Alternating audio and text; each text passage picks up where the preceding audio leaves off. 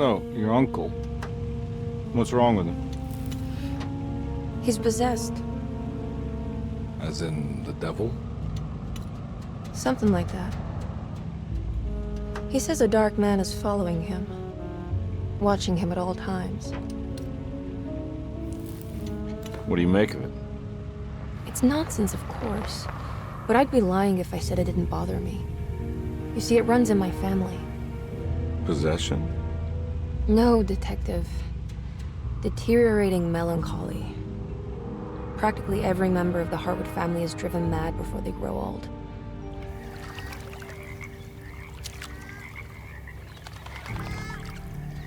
But Jeremy didn't kill himself. Is that why he's at Derceto? Despite being convinced that he is truly possessed, he decided to put his last chips on Dr. Gray and his psychoanalysis, figuring he might stumble upon some cure.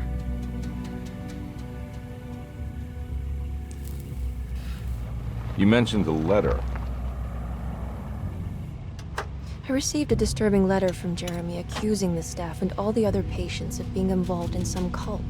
And now they are also out to get him. Could it be real? Or is it all just in his head? It's a story he tells himself, Mr. Carnby. Anything to avoid the truth. Which is? That we're all terribly insignificant. That people mean so very little to one another. That there is no one out to get Jeremy Hartwood because he isn't worth getting. Here we are.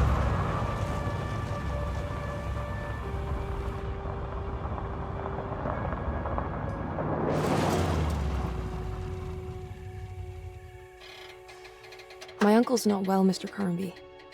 I want to make sure he's all right. Then what's my part in this? You couldn't get a cab? I just wouldn't feel safe going alone.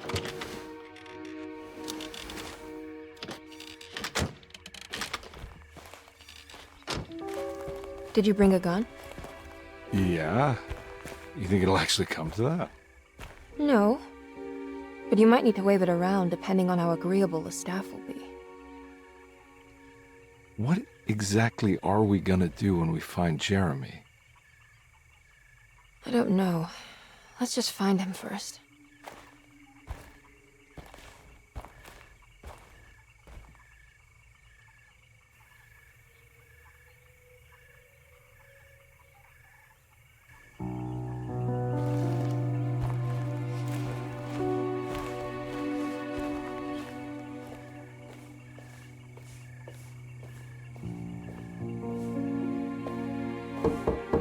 Hello?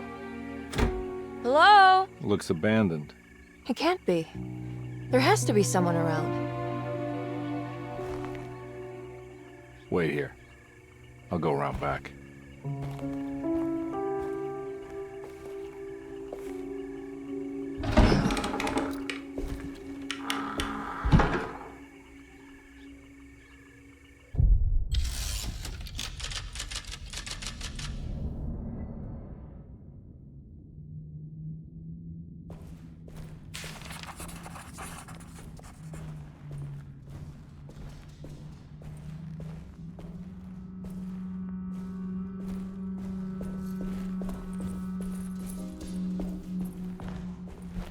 Now what do we got here?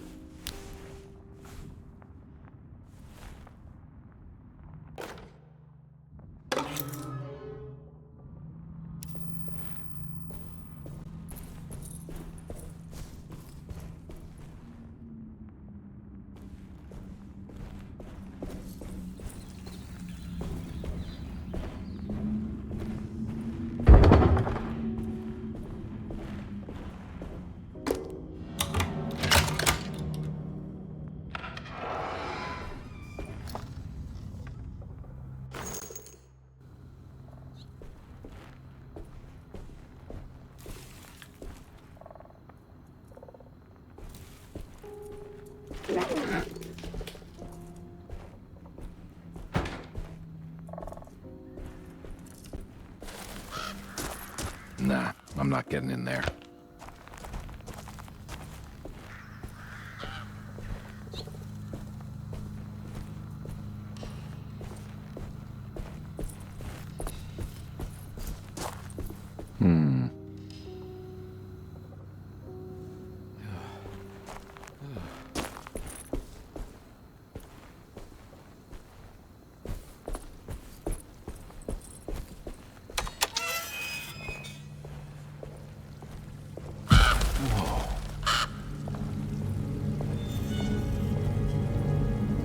one big truth inside a conservatory.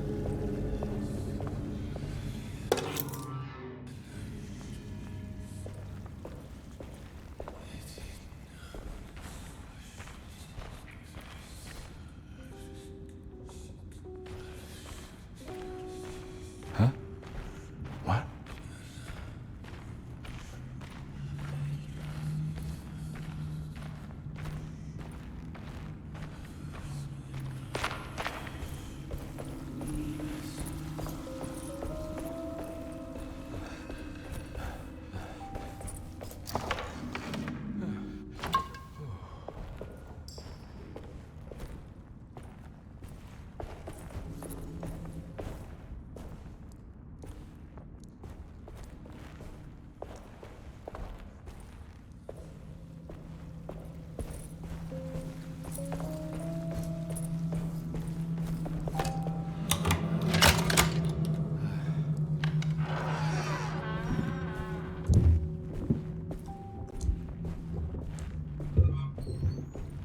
Don't mind if I do.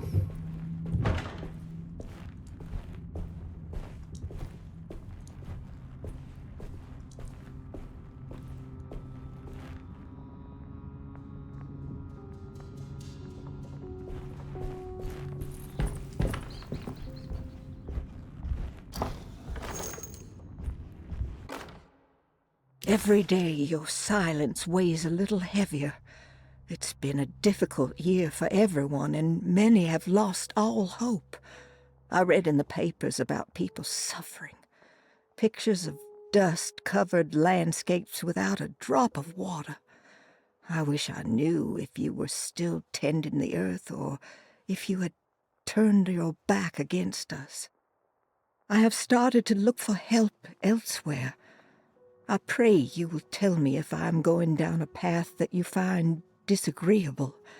With help from Baptiste and Charlotte, I found comfort in the practice of the voodoo. I have long been skeptical of that Caribbean cult, but it's been of good use to me. It seems all harmless in my book. I say some words dreamt up by the Creoles, and I carry around a small pocket of gree-gree. Nothing of this is mentioned in the Bible, of course, but the French Quarter priestess tells me it's all connected. She says the Christian God is just one more perspective on the creator of things. That's what I like to think, but the other way around, that the spirits of her faith are just aspects of you, our Heavenly Father. I am so grateful for the words you gave Mr. Hartwood. We will sing your praises at St. John's Eve. The world will be blessed soon again. Only the sacrifices of the Old Testament compare to your demands. Let it be the truth. A mother of earth, wood, and dirt. A mother of 1,000 young. Sacred sand, $1. Black cat oil, $1.50. Devil shoestrings, a quarter. That makes $2.75, madame. What was that you were telling the doctor? A goat without horns. What does that mean? Ah, you must have misheard me, madame. I said no such thing. Please, I know I don't look like any of you, but I'm devout. I'm ready to do what it takes. Do not be so eager to sacrifice the few things you have left, madam. Now please, leave my store. A goat without horns.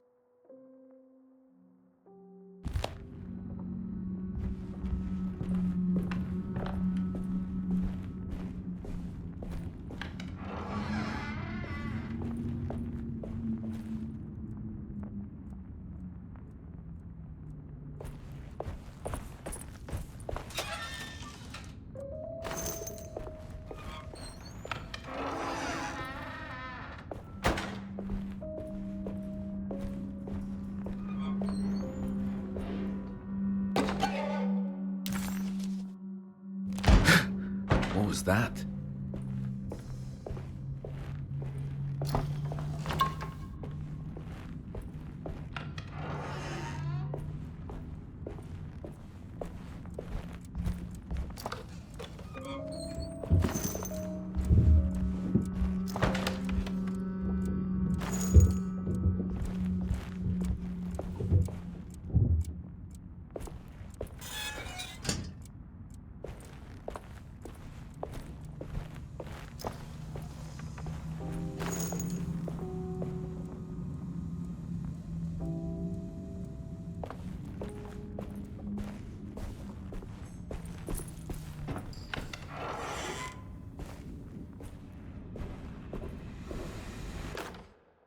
Please do not touch the boiler. It is working after all. While the sabotage has caused a leak, only the decorative plate has been completely ruined. Let's wait for Mr. Chance to turn up and he can take a look at the leak. Mr. Waits.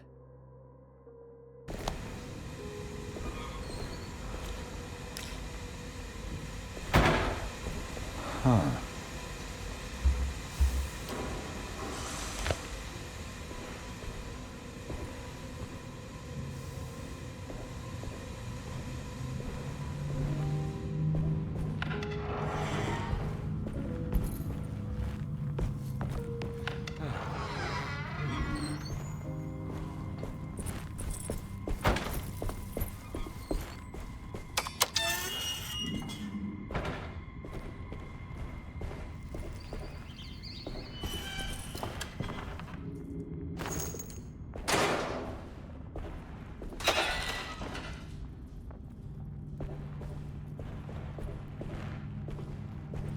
I need the key.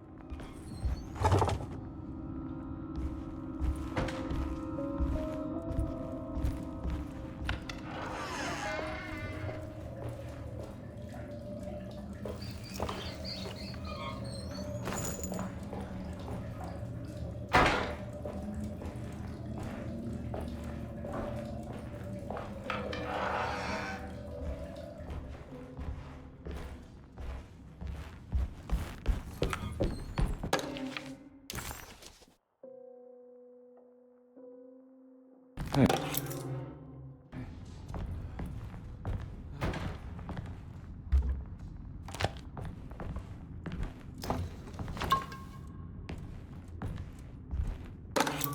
Sunday, June 22nd. I spent all day looking for Jeremy. I should have cared for the others, but I'm scared that he will do something irreversible.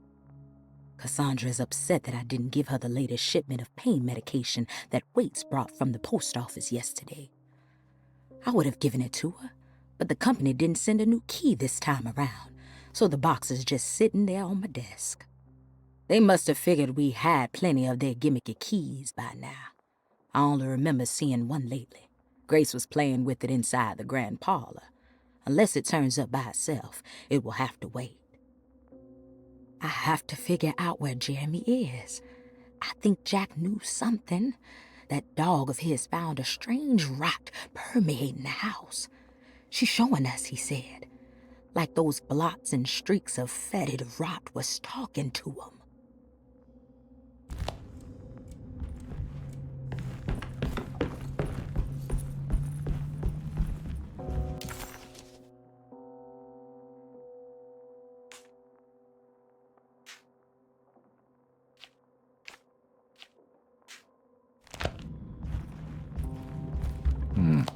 I need the key.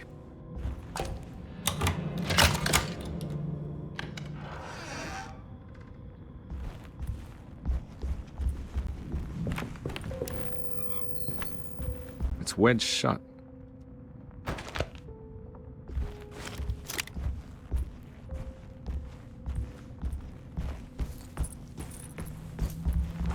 Looks important.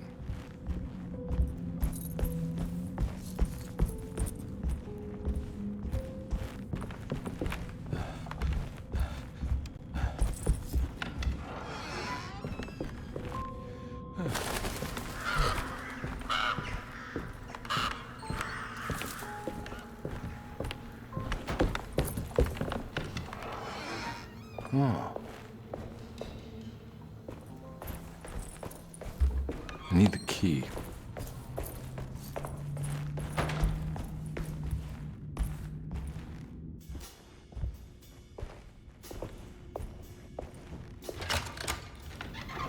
Thanks.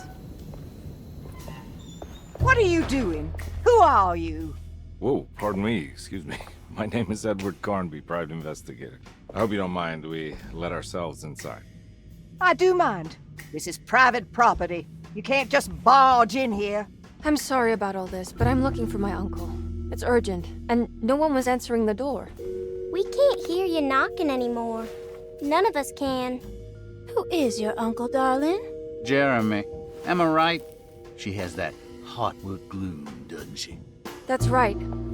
I'm Emily Hartwood. I just came to make sure my uncle is all right. Well, he is unavailable right now. You will have to come back another day. Unavailable how? Is he sleeping? We can wait. He's lost.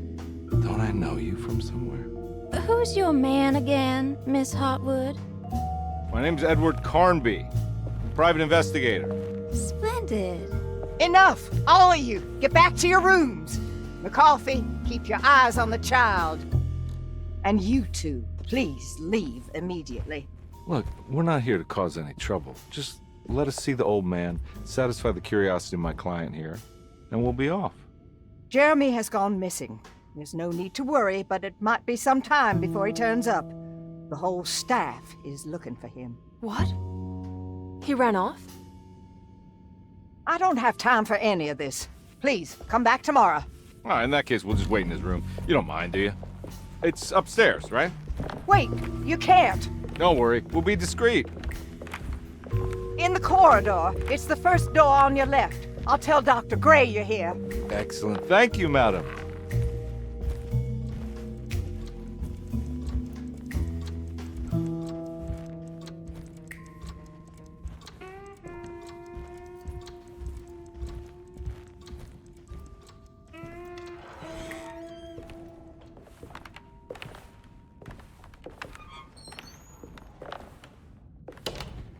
All right, here we are.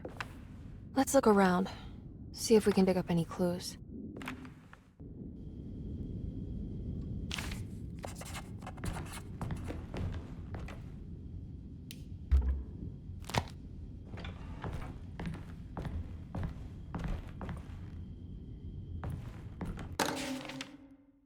Every night the dark man stands opaque at the threshold of my room, counting the days until my spirit spills out of my tired shape.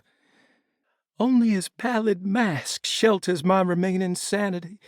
Staring directly into the face of that demonic sultan would surely sunder time itself. Would he have looked the same to my father as he struggled for his life? Does his veiled face haunt my niece quite the same way? I wish so that I could rest my soul in that sunburnt convent of Tarawea. Would I find you there, Juan? Or Senora Perosi, back from the beyond? Every night I hide from him, moving from one misshapen memory to another. Scenes conjured out of fantasy and delirium. Places I struggle to even paint. I wish I understood your death, Senora. Is there anything I could do for you but bury you in that bleak necropolis? That triumphant chapel rising above the ledges and the oven vaults shall be your sepulchre, where you may rest, and I shall weep. How did you first come to understand such things, Senora? How did you know that the battered boil in the basement would lead me to Lafayette Cemetery? Or how the old upstairs clock, with its astronomical motifs, would take me to that hateful mound outside of Claremont Harbor? Those are my memories, my past. Is there perhaps a chance, if ever so small, for me to see Tarawea? Oh, I want that more than anything. Please, let my talisman take me there.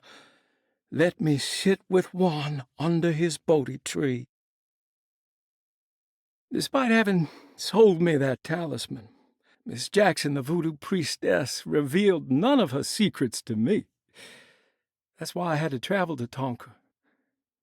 Instead, she cruelly told Baptiste, my caretaker, that he would be betrayed and killed in the most awful way, that the one he loved would pierce his thigh with a sharp spear, and that he would be devoured by his own mother. What a terrible thing to say. The people of Derceto are becoming dangerous. They do not understand what they are doing. I must do something to stop them. I tried talking to Dr. Gray, but he confuses my worries. He's caught up in treating me. How can he expect evil to be cured with medicine and conversation? The orderlies, the housekeeper, and the patients are all deranged. They will call upon evil to enter this world. All will be lost. Everything. Unless I can find the clerk, Mr. Waite. He seems to be a clear-thinking man. Maybe Beauregard. The dark man offered me a prison, and I accepted.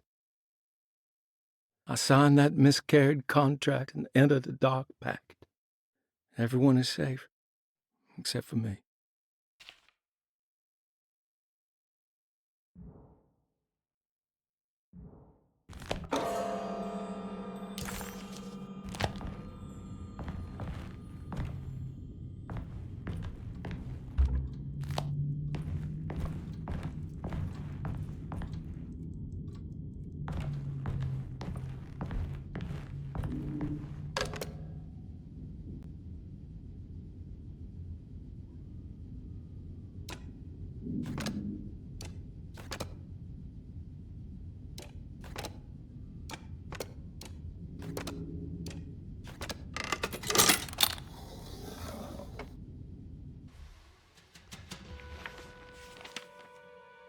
Hey, you know anything about this? Looks like some sort of talisman. No, I don't. Oh, help me out here, will you?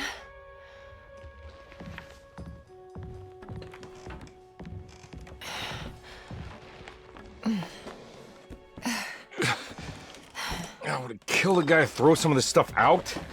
I'd be crazy too if I had this much junk lying around.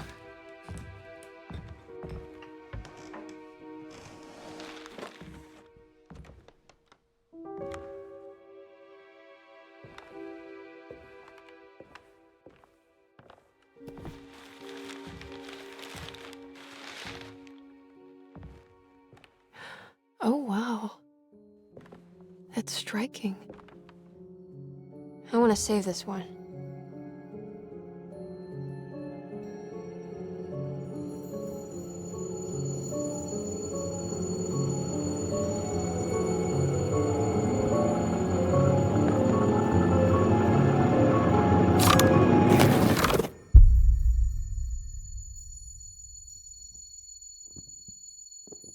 All right, come on.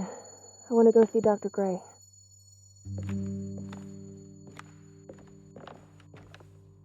Come on, let's go. Yeah, I'm coming.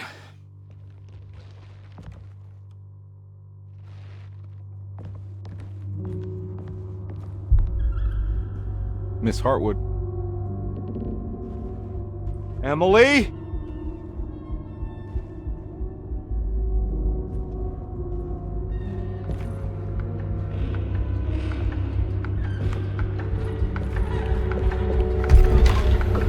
What the hell is going on?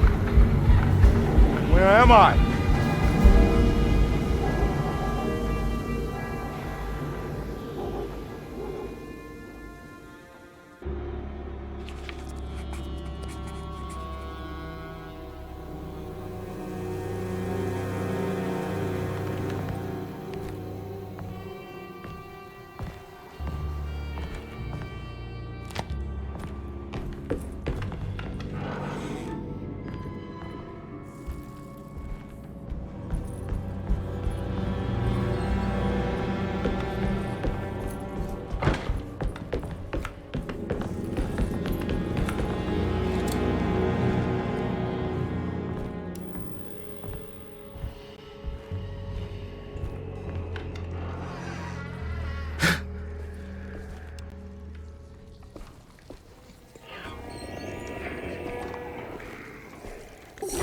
Ah! Ugh!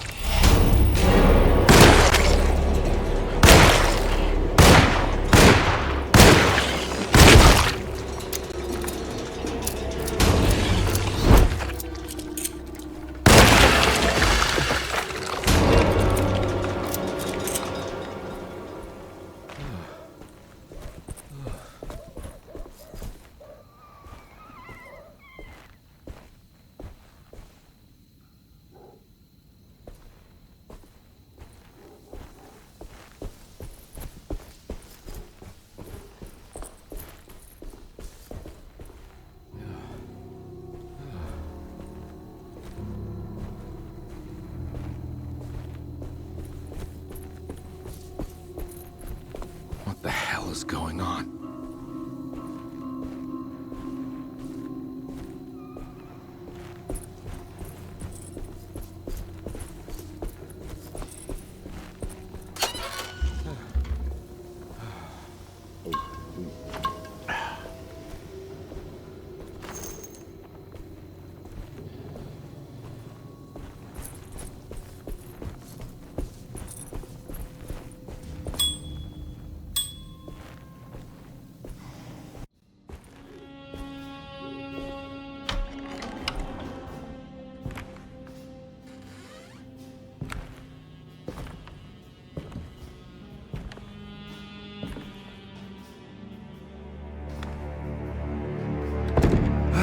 Don't let them get inside, combat. They're not the good kind. Is this your store? There are no owners here.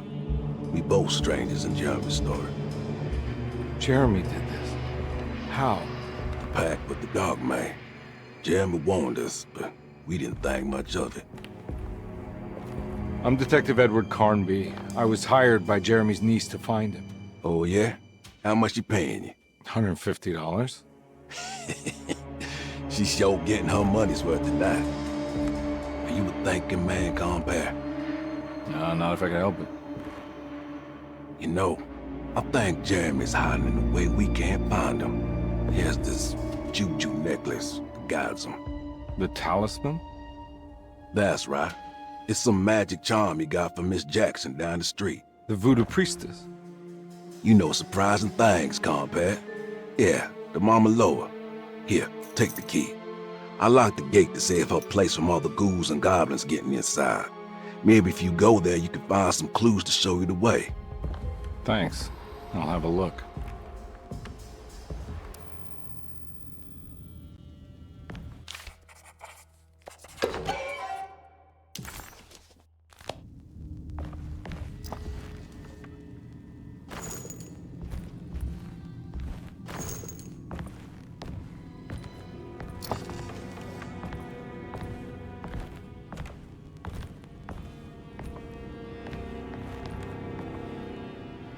You want to come along?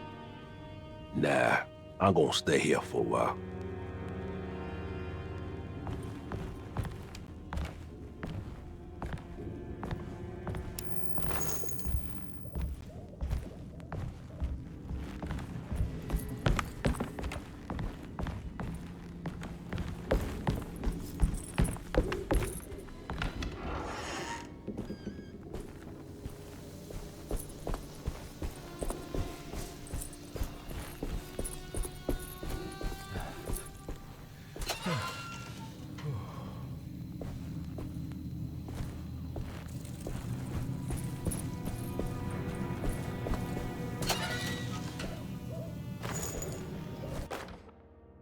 Nice.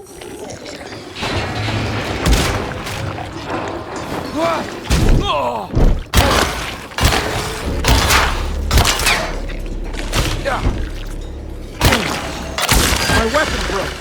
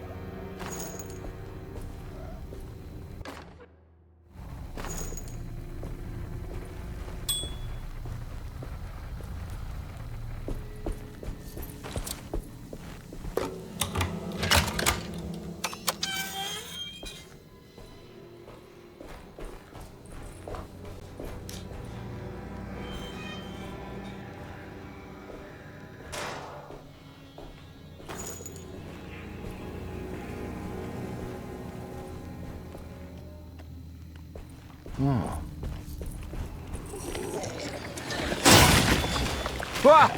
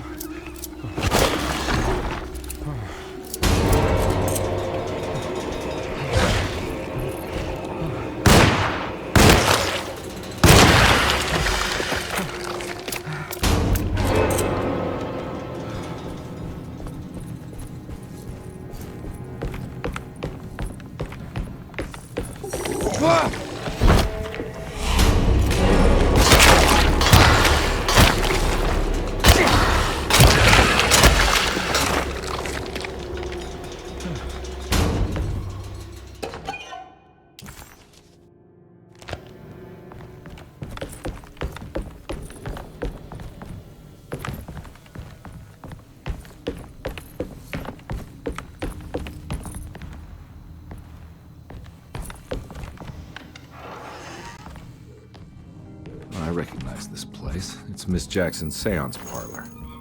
Let's see if she's got any information on Jeremy's talisman.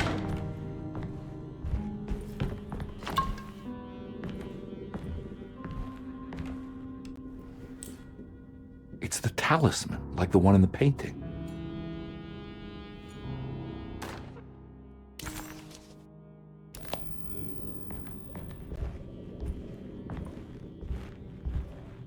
I think it's meant for the talisman.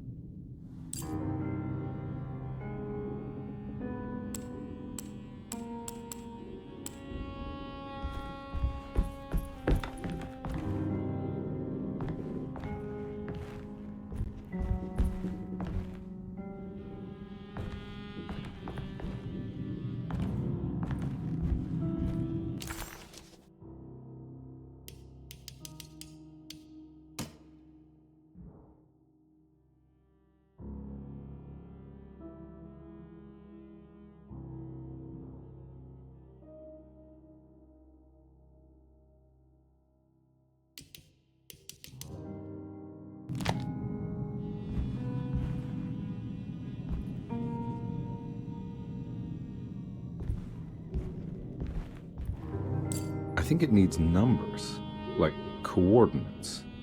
Maybe there's something in Jeremy's notes.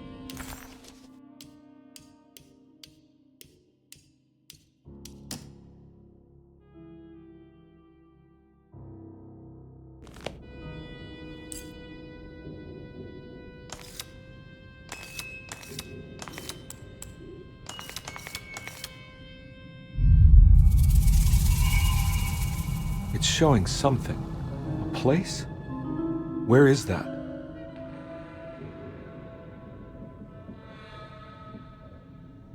Huh.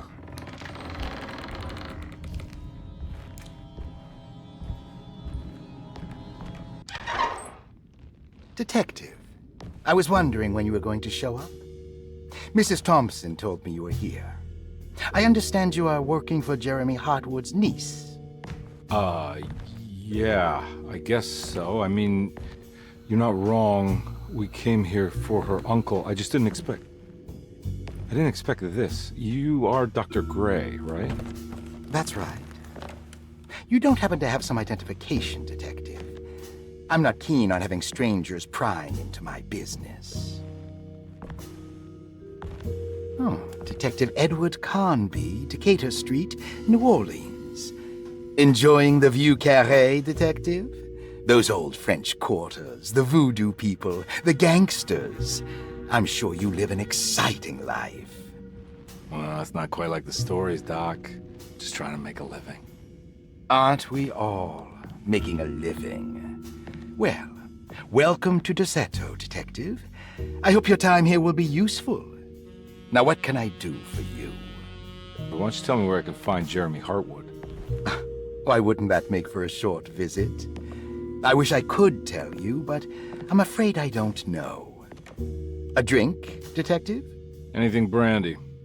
Oh, you do belong in the French quarters, Detective. Armagnac or cognac?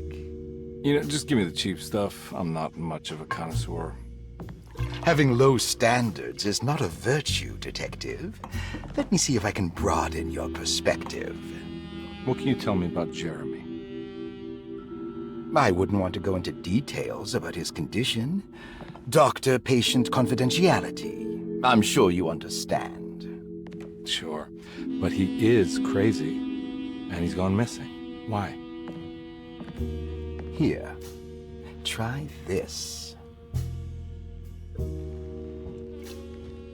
Ooh, it's good. Got a bite? It's called a sidecar. The trick is not to be afraid of the tartness of the lemon. Then, for goodness sake, don't overdo the triple sec. Okay, what can you tell me about Jeremy? Well, let me think. He is an anxious man, constantly worried about events not presenting themselves according to his model of predestination. He complains about things not being carried out in the right order, and that some things simply shouldn't be.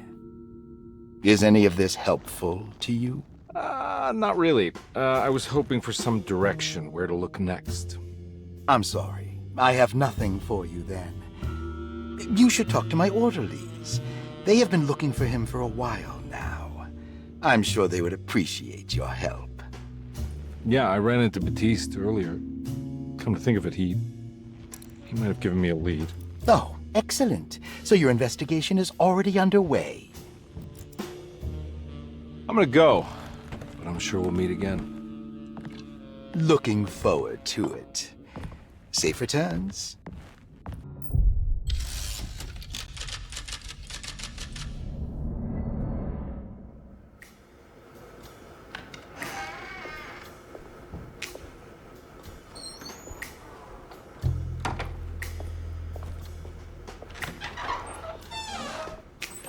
Detective Carnby, where did you go? I was just talking to Dr. Gray. You disappeared. No, it's not what you think. Have you found anything strange going on here? Yes. Everyone is being incredibly evasive and I can't figure out why. No, I mean something you can't explain. Paranormal, even. Detective, I really need you to get yourself together. I can't do this alone. Forget it. I'll figure it out. Do you want to come see Dr. Gray? No, I want to try something. With this talisman, I think I can follow Jeremy to the place he mentioned in the book. What was the name? Do you remember something Spanish? Tarawea. Yeah, that's where I need to go. Detective, are you gonna be all right? Yeah, of course. Go talk to Dr. Gray. We'll rendezvous later.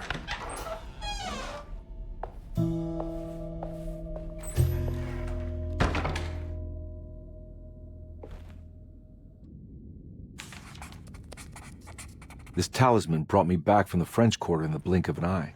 If Jeremy can travel so easily, then he could be hiding anywhere, even Tarawea. If he can do it, so can I. I just need to figure out how the talisman works. Saw your notice in the boiler room. You should know Mr. Chance won't be coming back. I got no business being in there myself, but you can take a valve from the wine cellar if you want to try to stop the steam pouring out. Be careful.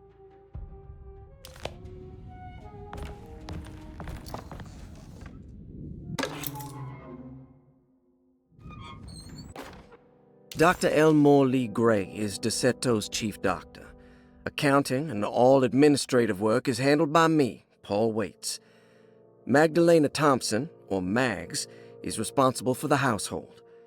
Jean-Baptiste and Charlotte Tabois are responsible for keeping the guests' medical regimens in check. Finally, Jack Chance is our gardener, who can occasionally be seen in the conservatory, but is for the most part busy outside. There are currently 6 guests at Derceto. Malcolm McCarthy and Ruth Tallant reside on the first floor.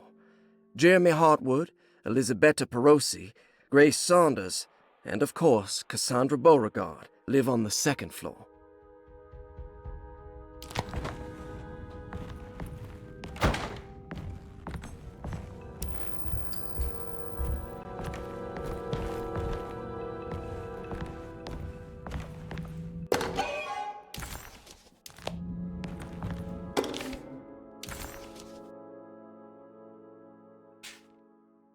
Cassandra Beauregard, the beloved author. Very exciting, isn't it? What do you want to put down for reason for admission? What her agent told us. Cassandra suffers from writer's block and needs to finish her moving picture script before the end of June. Mr. Chardot suggests Cassandra's heavy use of barbiturates is holding her back and risks ruining her career. And how should we summarize her personal history? Let's keep it short. Cassandra Beauregard is a beloved crime author who managed to pull herself out of poverty and into stardom. 5 years ago, she tried killing herself by jumping off a balcony. The incident left her a cripple, and now relies heavily on her wheelchair. And for diagnostic impressions? Cassandra suffers chronic back pain following her suicide attempt. She self-administers morphine to keep herself ambulant, but has become addicted, and the desired effect is now lost. The drug abuse clouds her mind, and she is unable to focus on real life. To save herself from this insight, she instead makes up stories to fill out the gaps in her own thought process, resembling the Korsakoff syndrome. Oh, bravo, Doctor. How will you treat her? First of all, she needs to be weaned from her drug addiction, and hopefully it will resolve her compulsive lying. Then look into permanently numbing her pain in her back through surgery. Finally, deal with her suicidal thoughts. Fantastic. With such a short time before June, I really hope she gets better soon. We will do what we can. Grace Saunders, 11 years old. Reason for admission? The mother insists on strict supervision by a proper gentleman to avoid further perversion of Grace's adolescence. Personal history? Grace's family possesses modest wealth and status. Her childhood seems ordinary, spending most of her time with private teachers and family friends. Grace's father recently passed away, leaving her mother the sole caregiver. And diagnostic impressions? Grace has trouble dealing with her father's death. She is willingly suppressing her feelings on the matter and isn't properly acknowledging the trauma she suffered. Any planned treatment? Grace needs nothing out of the ordinary. She simply needs parental guidance. Eventually, we can work on her feelings toward her father. Thank you, Doctor. I'll finish the paperwork and get her installed. Malcolm McCarthy, 54 years of age. Reason for admission? McCarthy admitted himself to Derceto, stating simply that he needs some damn rest. And personal history? McCarthy claims he used to work as a lawyer in Baton Rouge, but says he can't go into details because of some legal dispute. His background remains largely a mystery, except for the occasional clue that he drops in conversation. Huh. And diagnostic impressions? McCarthy is an anxious man and an alcoholic. He often tells half-truths due to some deep-seated inability to trust other people. And how will you treat that? McCarthy will take some time to open up. Spending time with Jack's dog or the child should be good for him. Their harmless nature will help build his sense of trust. Thank you, Doctor. Elisabetta Perosi, 33 years old? What should I put down as reason for admission? Well, Perosi broke into Derceto and was found wandering the grand parlor. She was confused and suffered partial amnesia. She insisted she belonged here and offered to pay for her stay. Right. What do you make of her story? Perosi claims to have been a member of the Ostadte artist colony some 20 years ago. A claim that seems contrafactual due to her young age. She looks to be, and even thinks she is, 33 years of age. That would make her a child at the time. It seems fair to say that Perosi's story is untrue, deliberately so or not. Diagnostic impressions? Do you have anything? Perosi's story is peculiar, because she retracted her story about the artist colony. She no longer claims to be the same person as Elisabetta Perosi. However, my staff's research has confirmed there was a Perosi at that time who was in her early 30s. I suppose this case will take some time to investigate. How will you go about it? I wanted to contact the real Perosi, but it seems the whole colony disappeared one night. September 29th, 1915, during a hurricane. I will have to take it slow and figure out what this spell of impersonation could have been. Oh, I'm sure it will all clear up eventually. Thank you, Doctor. Ruth Talon, 29 years of age. Reason for admission? Ruth's father wishes that his daughter be removed from New Orleans nightlife for the foreseeable future. He fears that her overly free spirit is tarnishing the family's reputation. Sounds simple enough. Personal history? Ruth comes from considerable wealth. Her family owns several hotels and restaurants. Unlike the rest of the family, her sense of adventure has taken her around the world, including France during the Great War as a photojournalist. The last decade, she has provoked many rumors of being a debauched flapper, bordering on nymphomania. And diagnostic impressions? Despite her father's frivolous reasons for her to be admitted, Ruth does seem to provide an interesting case. She is refreshingly open and doesn't shy away from talking about her life during the war or her continuous celebration after returning to the States. She is admittedly a sexual deviant and feels no remorse. And her treatment plan? Simply staying at Derceto should do wonders for Ruth. If not, at least for her family's reputation. Ruth doesn't need to change, but with therapy I might be able to share with her some sympathy towards her family. I doubt she will settle down and become as dull as the rest of them, but at least she might try to be more discreet in the future. Looks like all the patients are accounted for. There's no way I can get into this thing. Better leave it alone.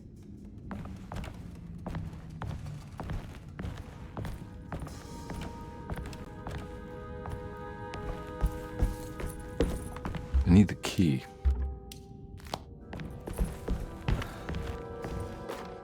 Paul, you're right about the plates on the boiler and the clock. They have been sabotaged, and I think I know who did it. They have something to do with Jeremy's episodes and how he seems to disappear at night. Right now, it's important that you keep an eye out for any of the pieces. I want to find out if I can repair the plates. Let me know if you find any of them. Lottie. Tell Lottie to take a look at the well in the kitchen garden.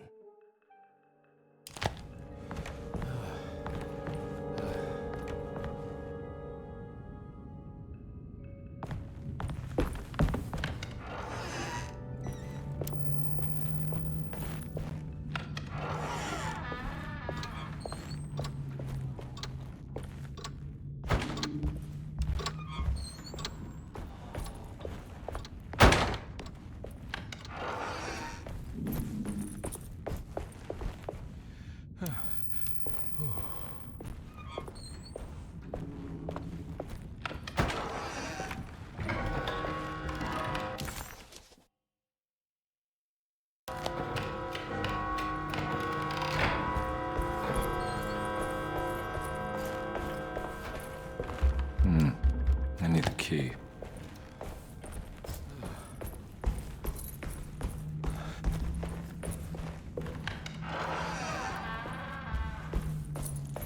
I'm not gonna walk out of this now. I need to help Emily save her uncle.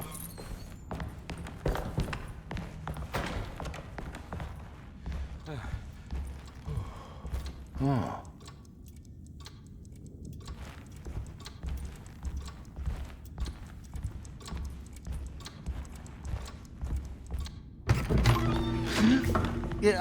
Sorry, Detective. Didn't mean to obstruct justice or anything. That's fine. You know, I'm kind of busy with my own case of a missing person. I was wondering if you've seen Grace, a girl about yay high? I can't say that I have. Why are you asking? Well, I'm looking for her. Is she in trouble? No. She's just hiding somewhere. But we can't have a rascal like that running around unchecked at a time like this, you understand? Well, I haven't seen her. Well, let me know if you find her. I'll be around. I'll keep an eye out for your man, Jeremy. You scratch my back, Detective, and I'll scratch yours.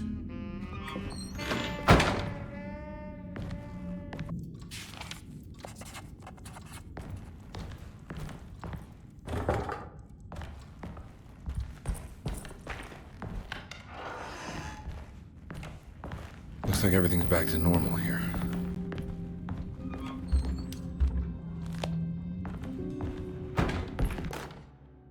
Emily's here.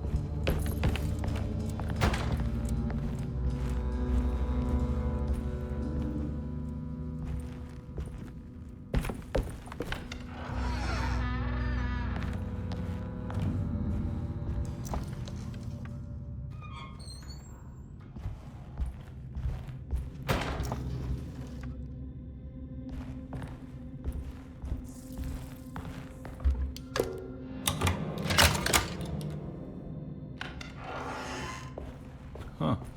How eccentric.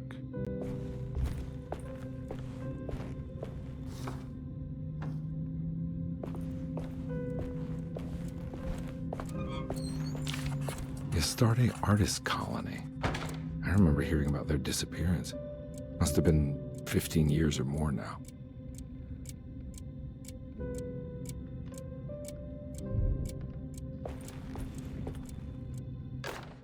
Will I need to remember how to get them out again?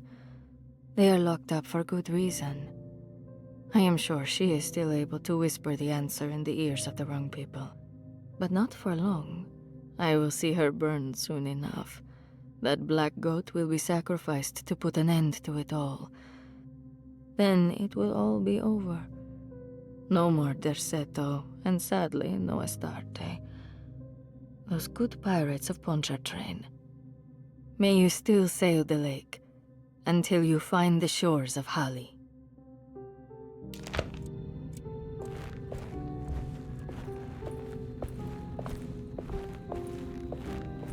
What are these symbols? Looks like alchemy, or star constellations.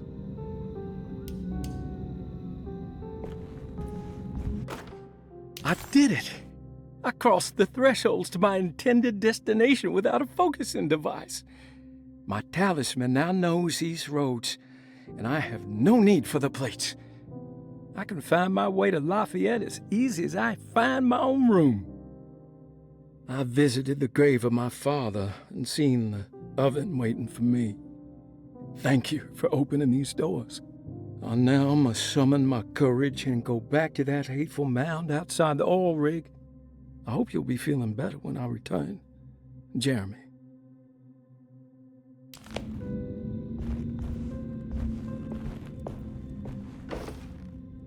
These paintings got some grim-looking rot on them.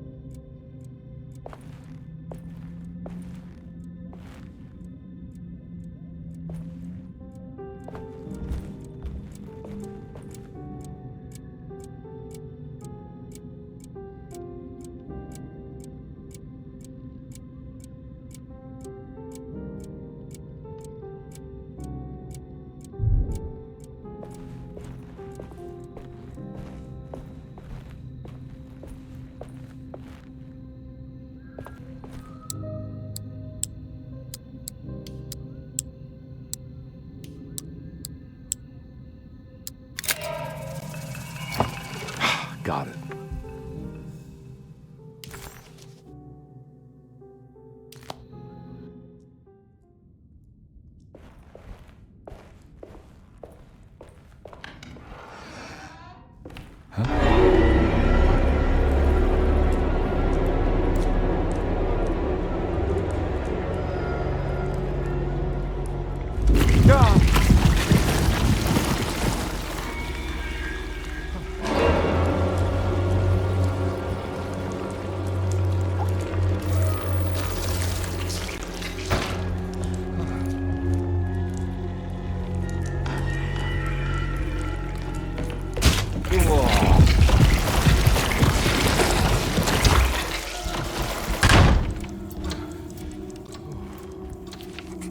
It's stained.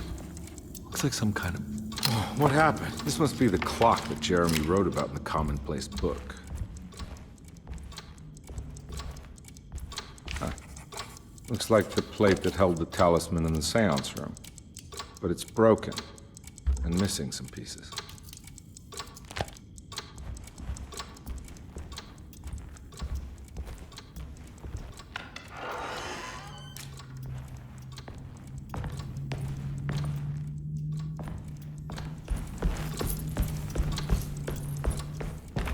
I need the key.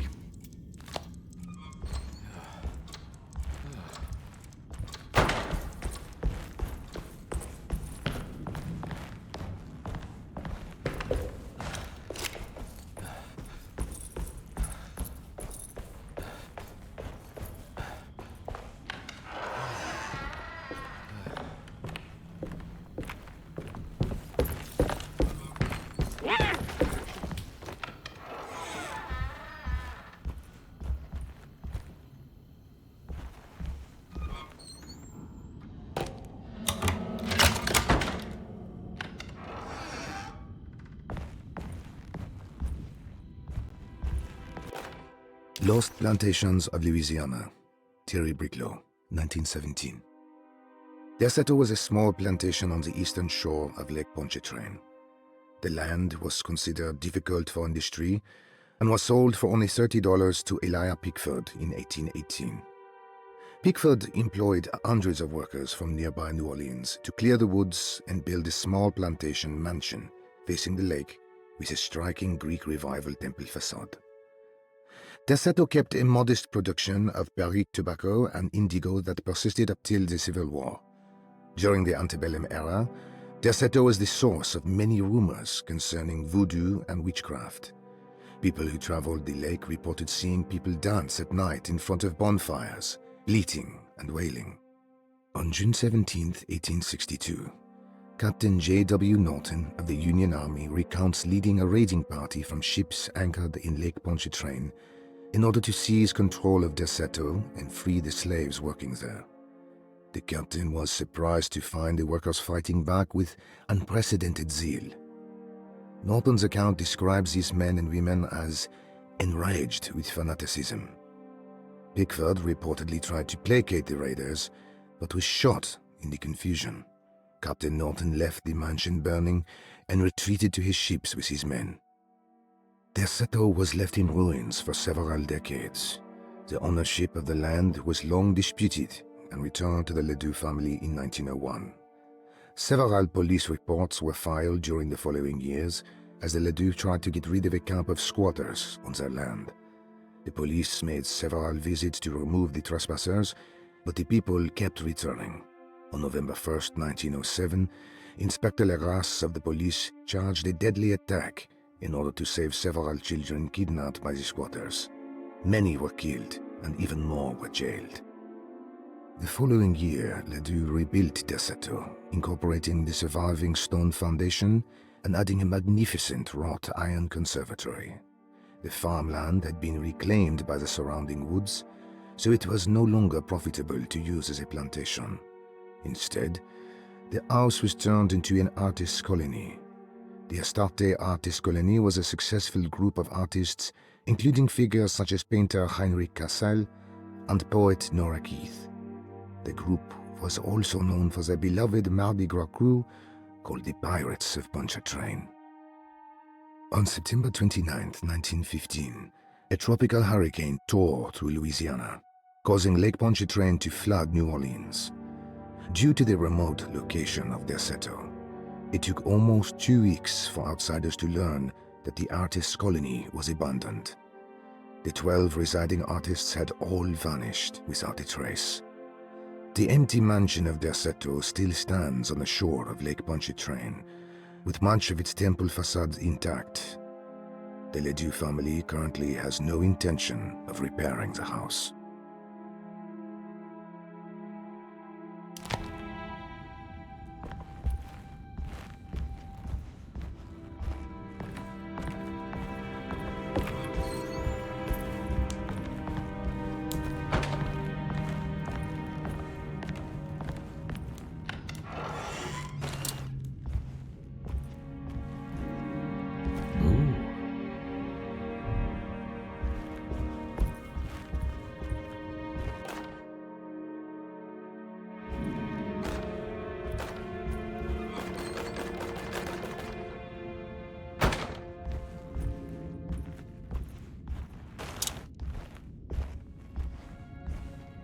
It's wedged shut.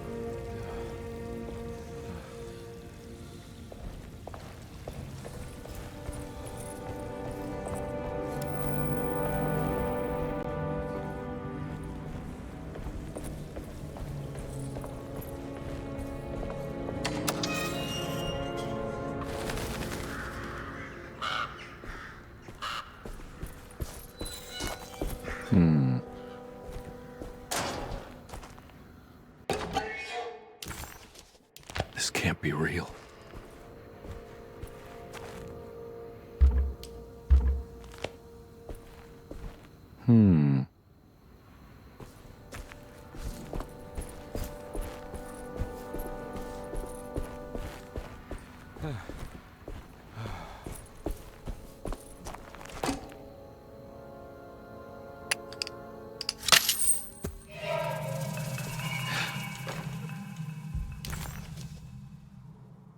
Got it.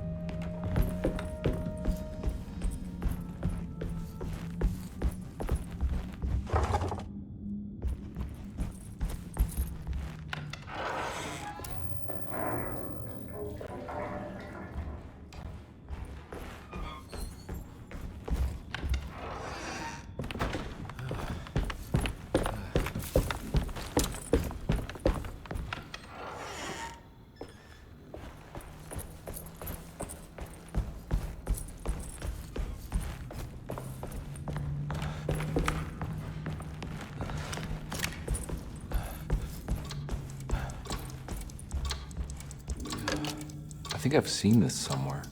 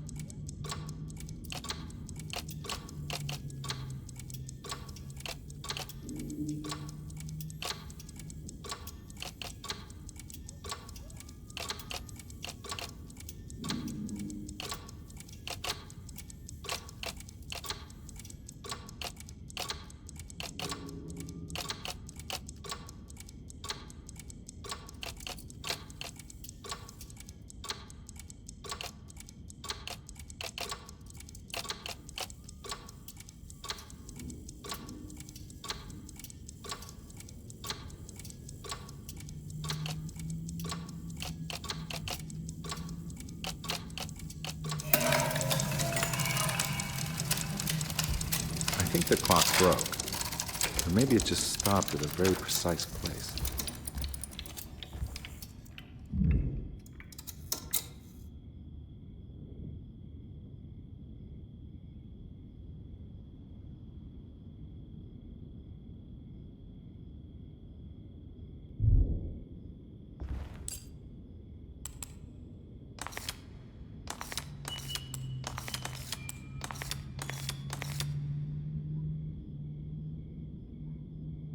There's a picture in the black glass. It's showing me something.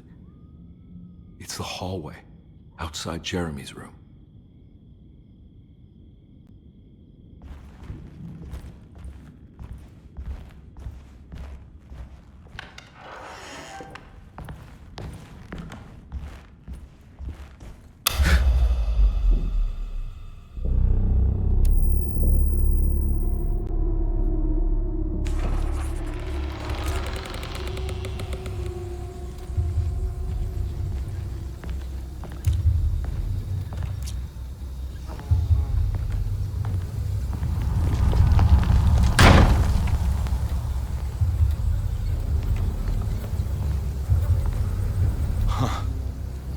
Made it. I entered another one of Jeremy's memories.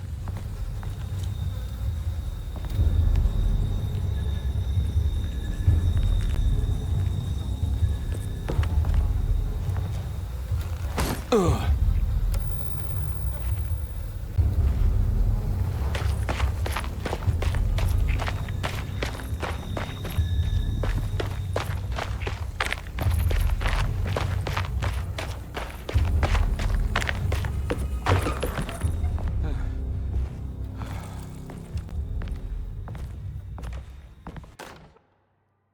May 1923, Monday. All okay, ready for delivery. Maintenance. Oil pump must be serviced. Any tampering causes large spills unless properly forestalled. Tuesday. Shipment delayed but delivered. Maintenance. Service bridge close to broken. Wednesday.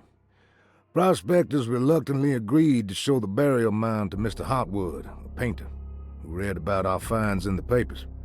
He means to return tomorrow and try to find a way inside. Thursday. Mr. Hartwood's efforts delayed. The workers seemed nervous about his presence. Hartwood promised not to return to the compound. Instead, he has taken up an offer by L'Officier, the riverboat captain, who means to pilot him to the site tomorrow morning. Hopefully, that's the end. Work can resume. Maintenance. Bridge from the oil tower to the bayou has collapsed. Sabotage suspected.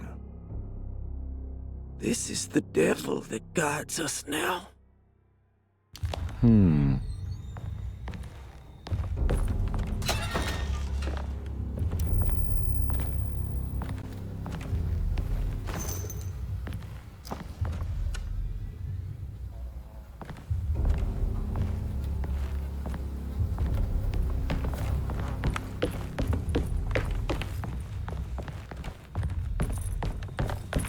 I need the key.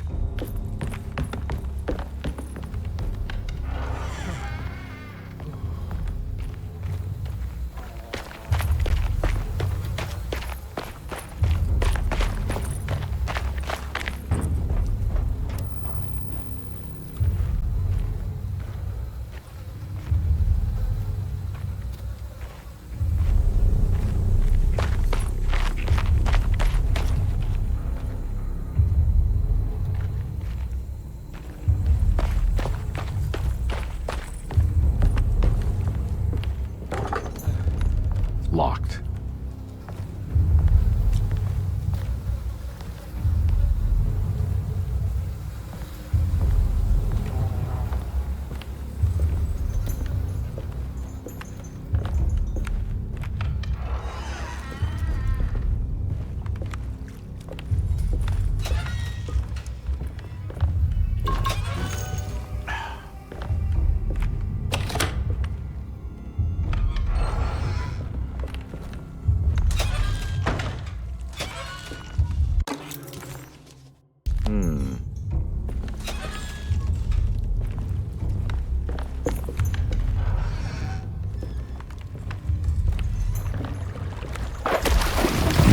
There's something missing.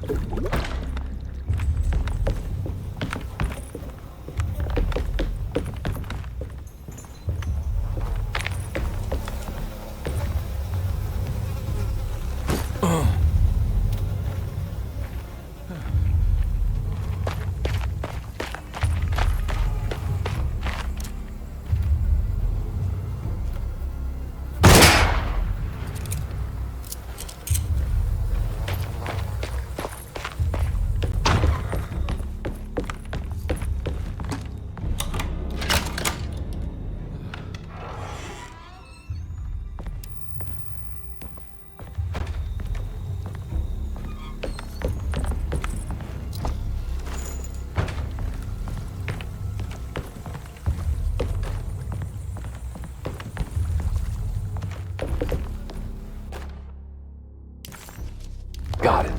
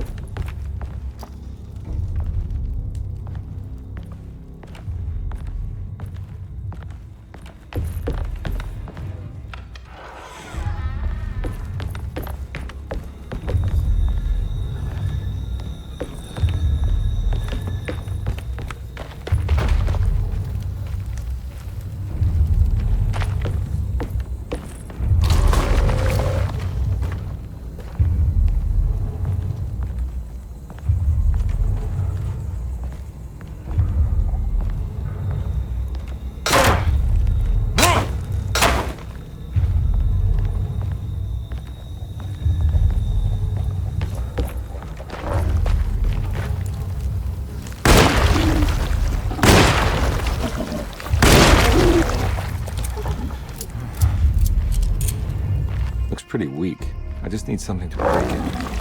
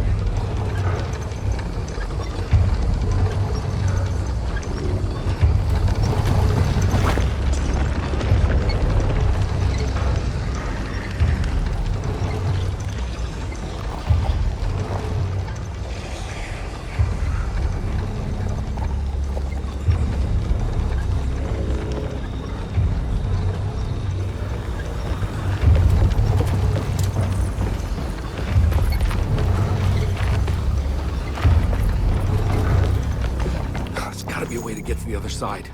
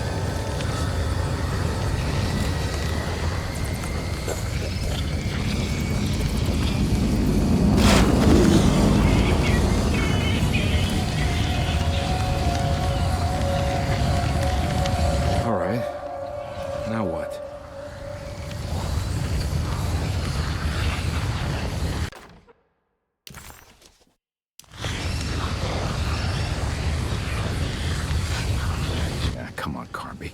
Wouldn't you rather fall to your death?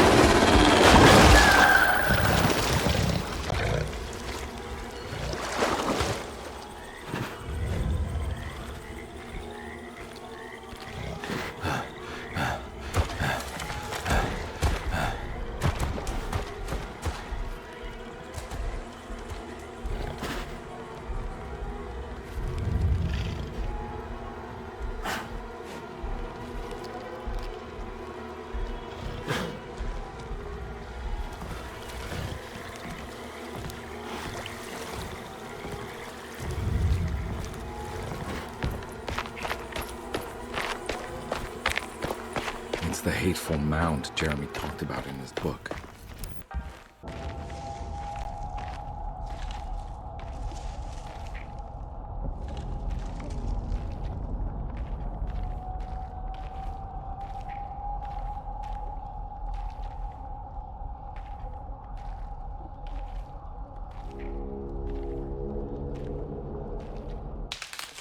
Don't come any closer. I'm armed. Get that thing out of my face. Who are you? What are you doing here? I'm just a detective trying to find something called Terawea. You after Jeremy too? Why? I'm working for his niece. She wants to make sure he's alright. He might be unharmed, but far from alright. He's a curse upon Derceto. Here we go again. Quiet!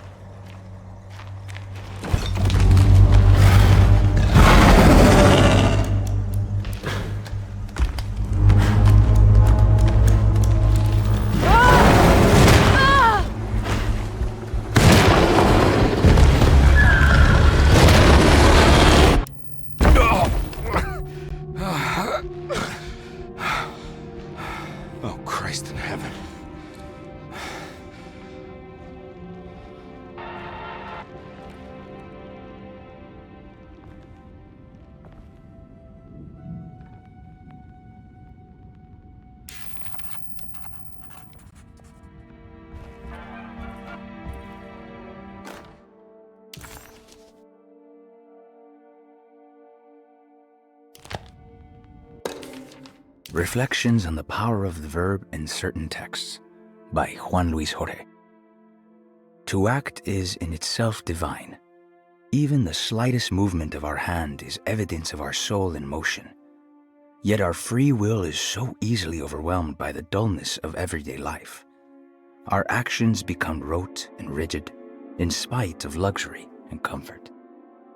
True divinity is found in the choice of leaving the stage where we all perform. People who discover this freedom unexpectedly will be struck by the terror of this revelation and become paralyzed, or worse, turn to suicide. However, if you are able to weather that storm, you will discover that there is a divine path beyond that fear.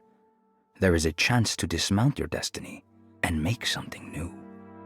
Something that hasn't been planned for or predestined. There is difficulty in explaining this type of acting as it transcends our everyday choices. This isn't some banal decision choosing one career over the other, or even who I should marry. Leaving the stage, no matter how, isn't a matter of course correction. It's a rejection of the story that the Creator is telling.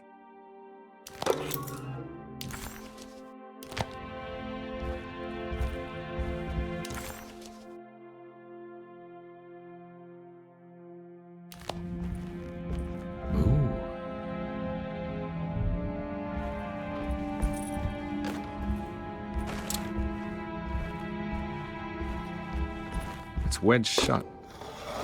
It worked. I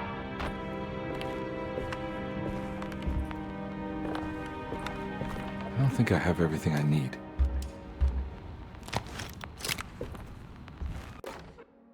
The Barlow lens. Instructions. To double the magnification of your telescope, simply fit this Barlow lens to your instrument. Then operate the fine-tuners to adjust the distance between your lenses. This is easily done while looking through your eyepiece. Simply search for a position where your picture is clear and appears flat. When correctly tuned, your telescope should present a clear picture with magnificent magnification.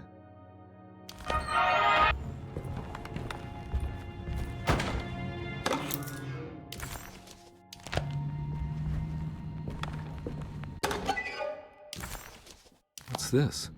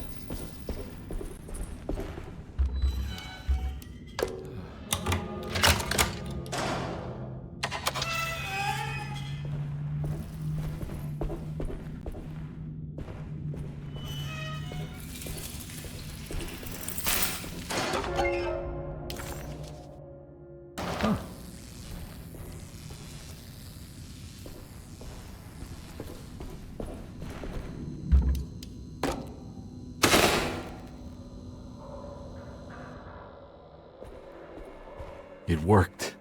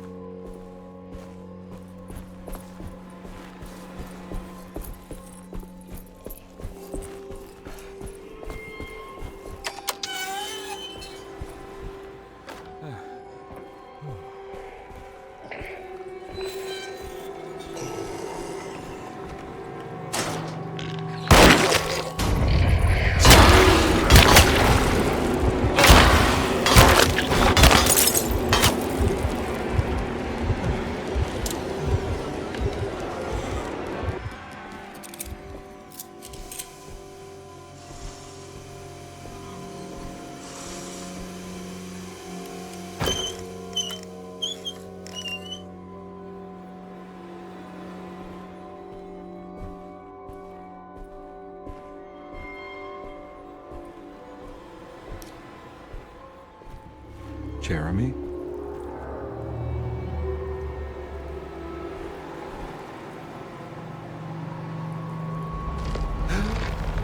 What the hell is going on here?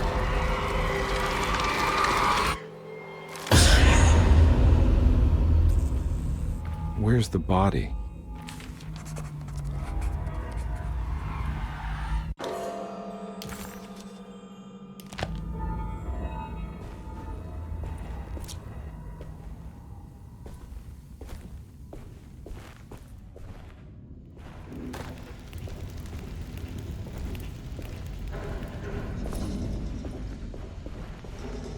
There's something missing.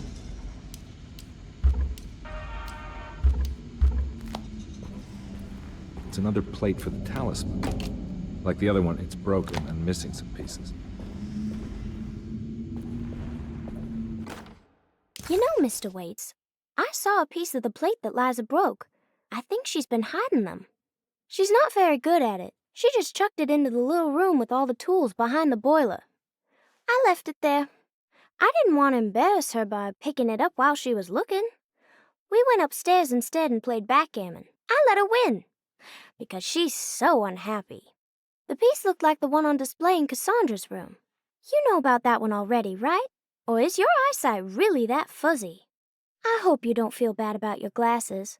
You only look stupid when you squint.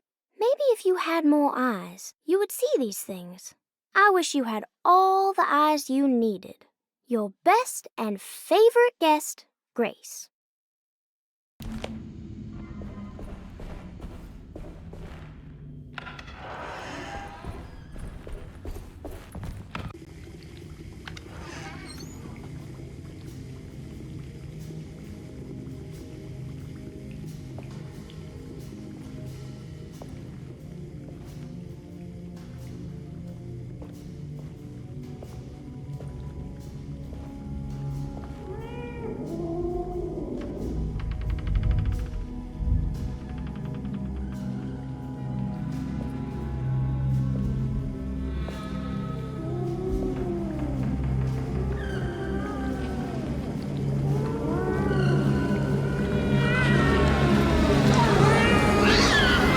What are you doing in my kitchen?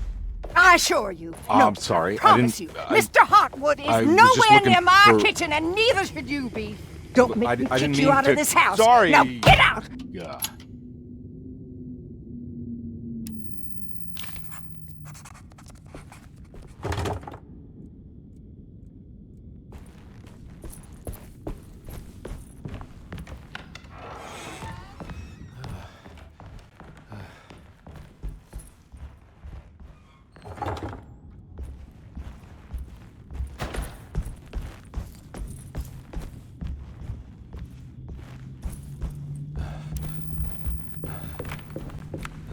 It's wedged shut. It worked.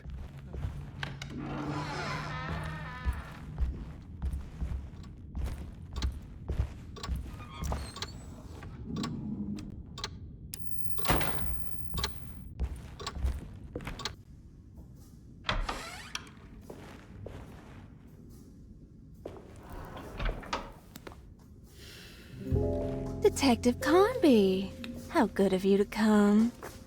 Let me pour you a drink. What happened here? This place looks like it was hit by a bomb. Welcome to the madhouse, Detective. Thanks. Did the ceiling just collapse? I heard it was something in the attic, something that was supposed to happen but didn't. How that could have such consequences is beyond me. The truth is, I don't know why the room looks like this. But I bet your friend Jeremy does. You know where I could find him? Oh, somewhere in his past, I suppose. He keeps going on about that mysterious dark man. I think he is hiding from him. Or maybe he's with him. I can't really keep up. I don't worry much. Take a look around this room. You may think it looks spectacularly devastated, but I just think it's finally found its stride.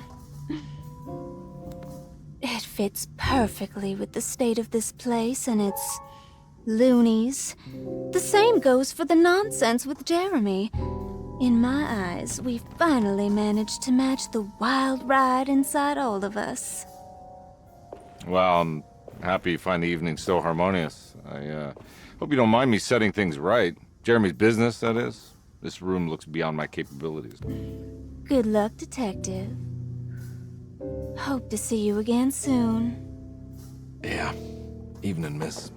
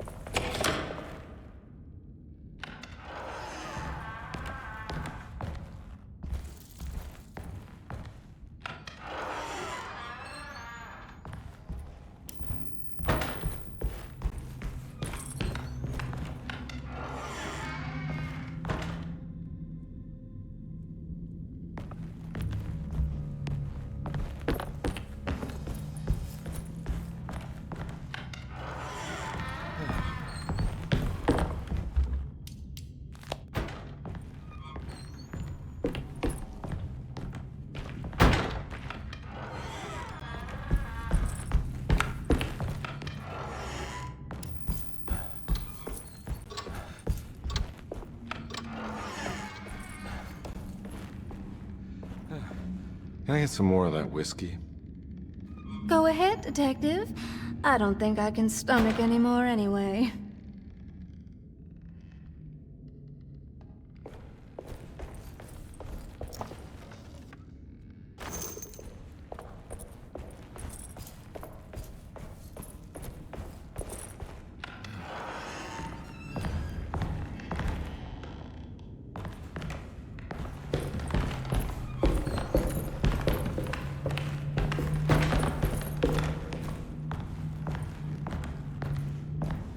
I need the key.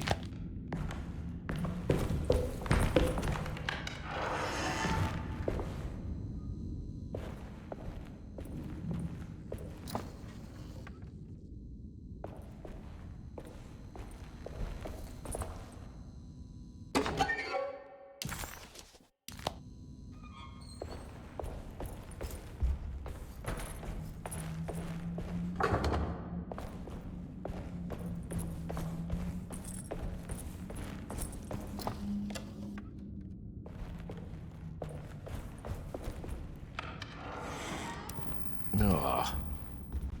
There's more of that aggressive rot.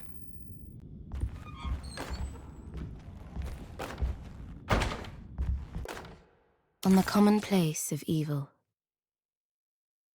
there lies virtue and stark irreverence, careless thoughts of luminous indifference. But blame not the beast we once were, which science so often wished to refer. Not the wicked full of sin, it is you who stand and grin.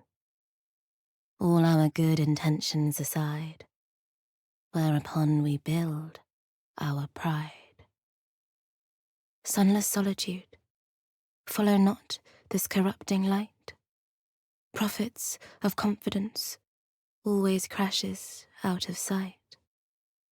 Hear me, for we all bear this mark.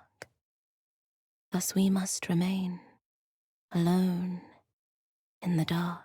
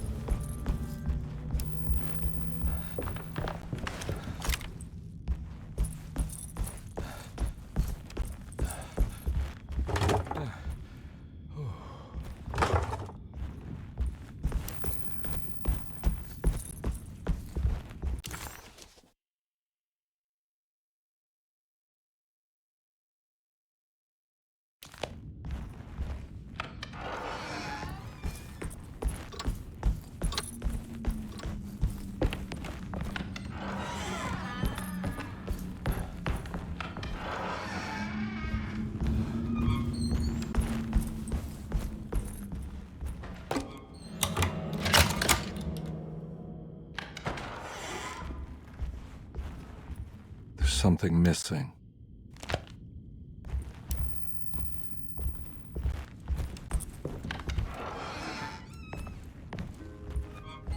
This must be that kid's room. Why does she seem so familiar? Don't you worry, Grace. Go play your game, bleat and bellow with the others. I won't be jealous. There will be more masquerades. However, I would love it if you would finish my mask for the feast. With love, Ruth.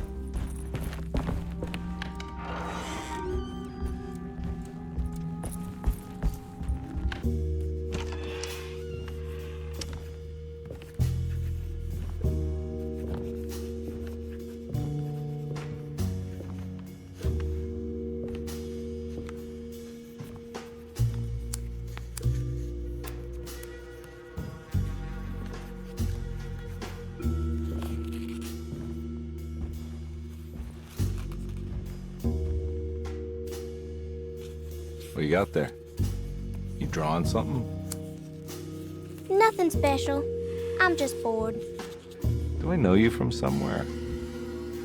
I remember you, Mr. Carnby. From where? Don't touch that. Cassandra wouldn't like it. She wouldn't like it at all. Do you know where she is? I'd rather not talk about it. It makes me upset. Besides, she'll be back after the Feast of St. John. You think? Yup. It's all on the page, Mr. Carnby.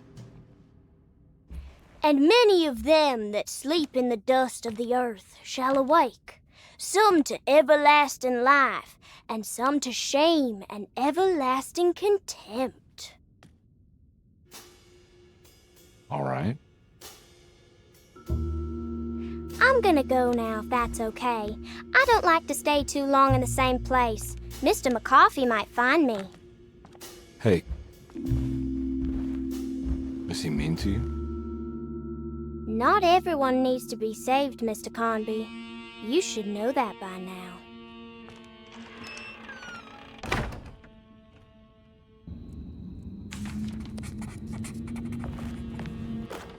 Miss Beauregard, I picked up your medicine at the post office today. As you understand, it needs to be administered by the orderlies for your safety. I've put the box in Lottie's room for now, and I'm sure she will find you as soon as possible. Mr. Waits.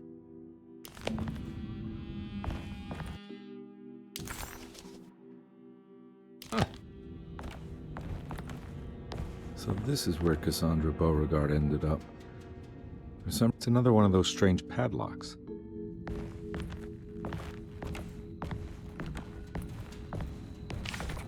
There's more of that rot again. Like it's guiding me to do something. But what?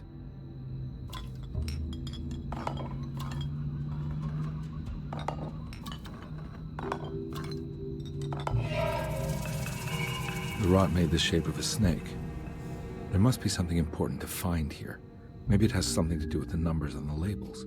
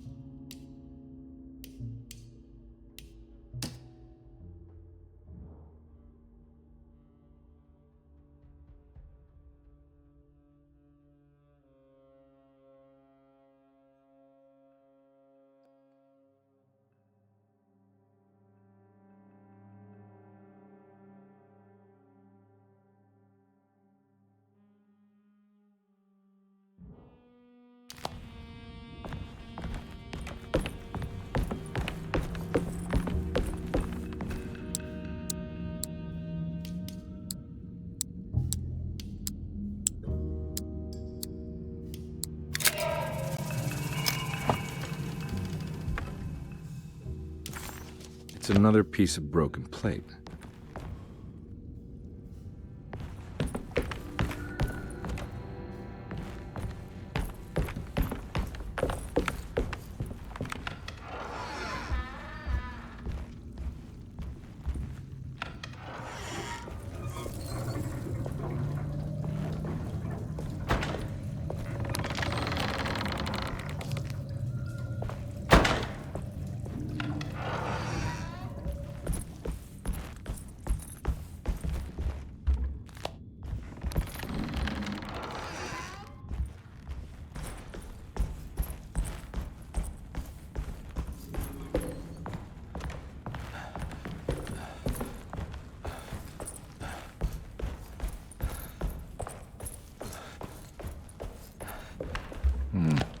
I need the key.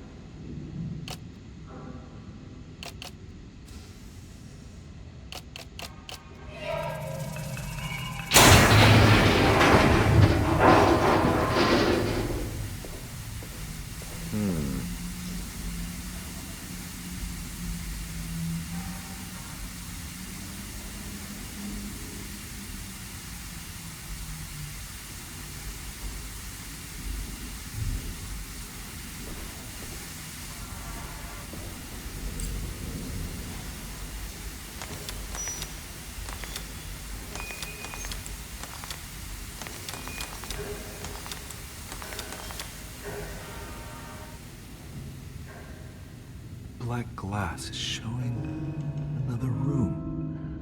Must be a way to another one of Jeremy's memories.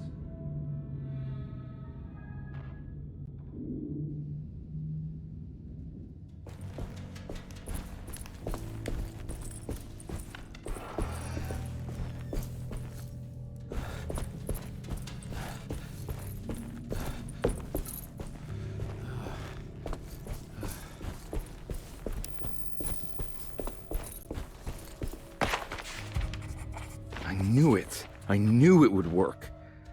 You're getting good at this, Carnby. Maybe a little too good at this.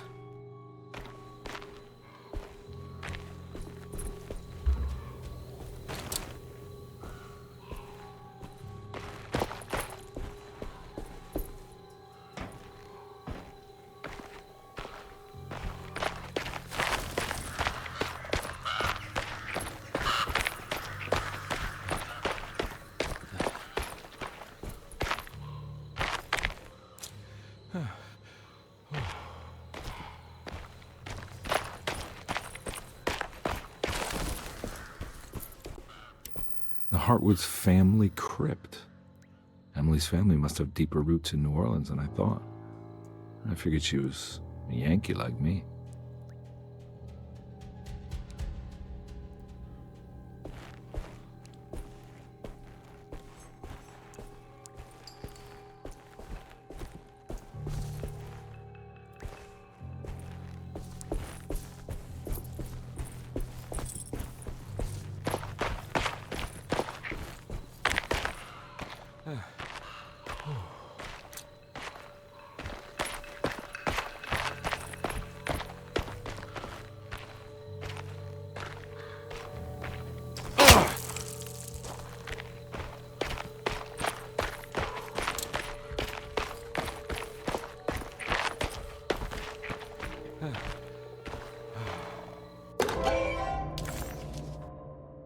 What's this? Now what do we got here?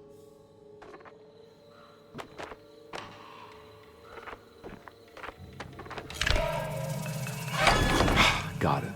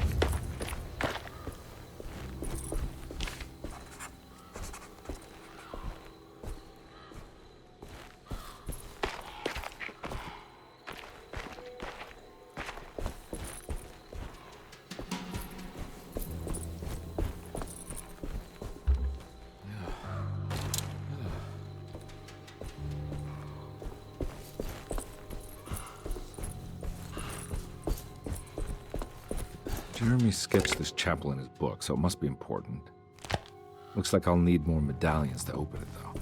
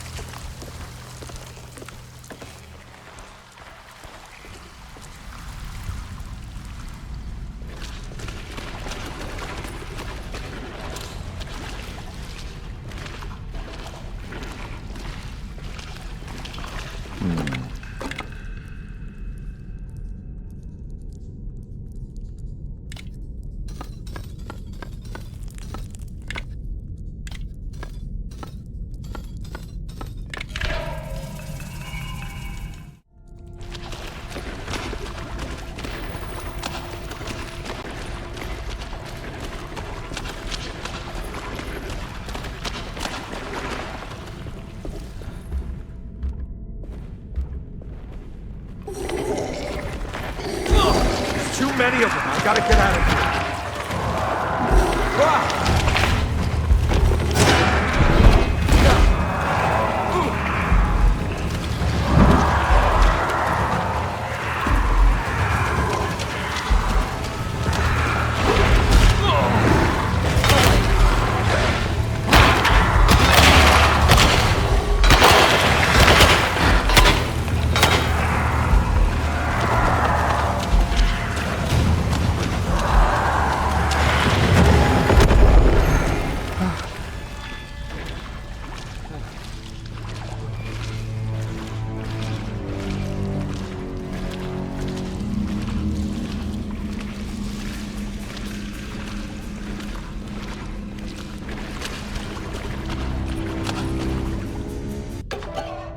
Now what do we got here?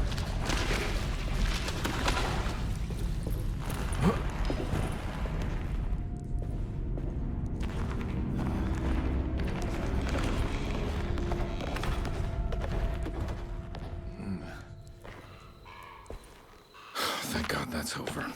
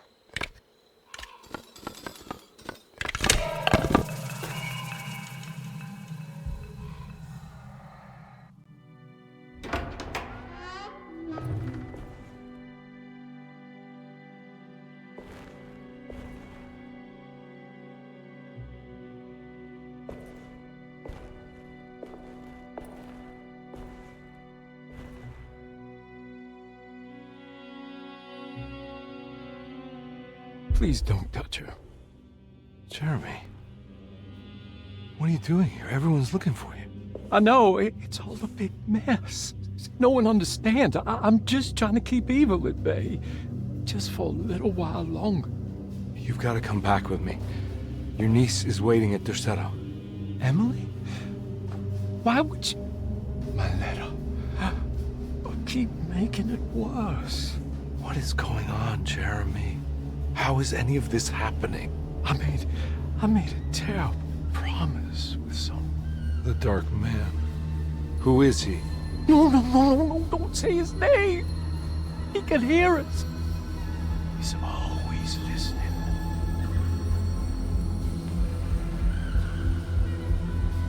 Jeremy, I need to understand what is going on. I promised him everything. When the sun rises, I will be chained in his sunken desert temple for an eternity. But at least the evil about to awaken in Derceto won't harm anyone outside of that cursed place. You're acting crazy, Jeremy. I want to help. There's nothing you can do. Then what's all the business about Teruea? Why did you want to go there? I can't go there. Not allowed. But you wanted to. Can I go? Tell me, will it help me to break your pact? Is there something there that would help? Why would you give me hope? That's so cruel. Okay. Sounds like we're onto something here. What should I— Look out! Behind you! Run! Don't let it take you!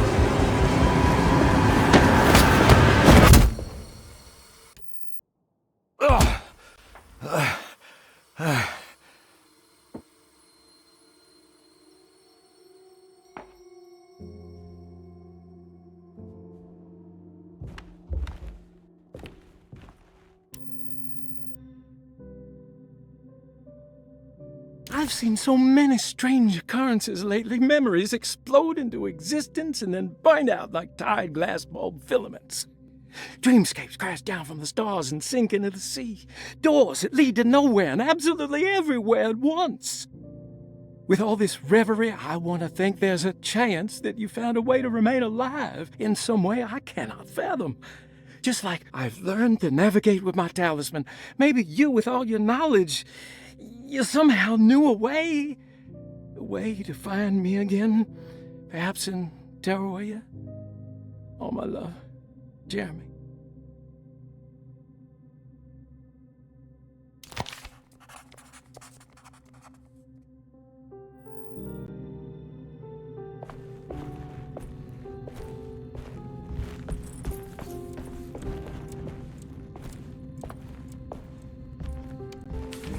She's dead.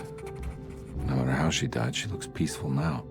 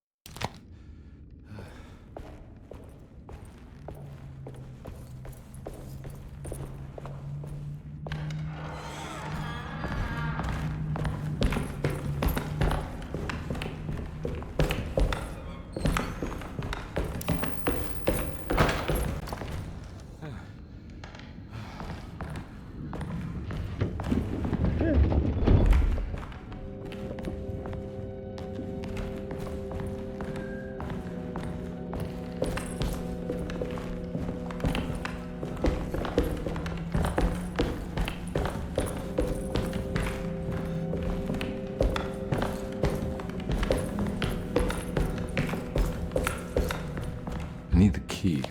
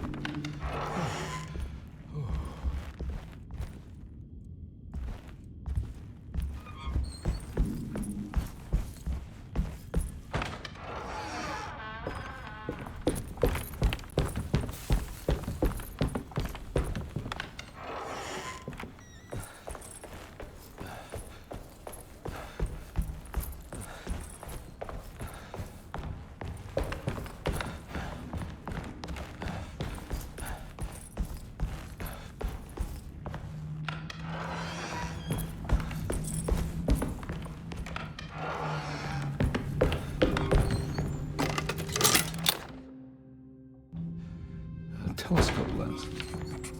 Why would he lock that up?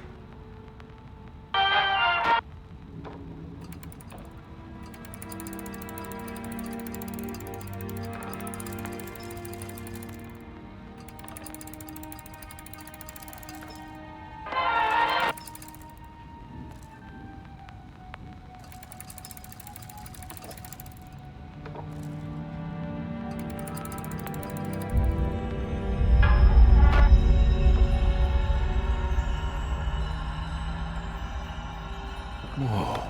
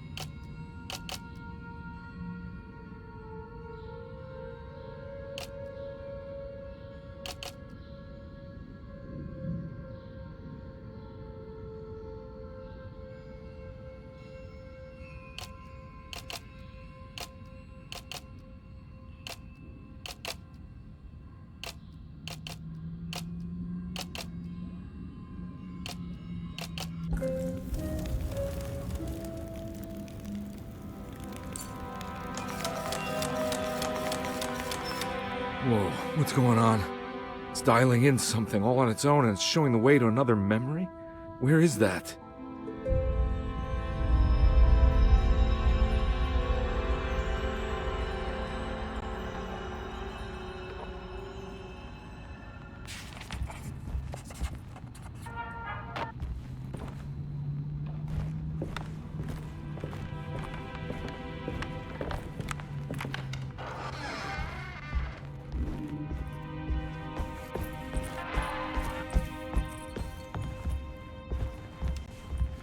Now we're talking.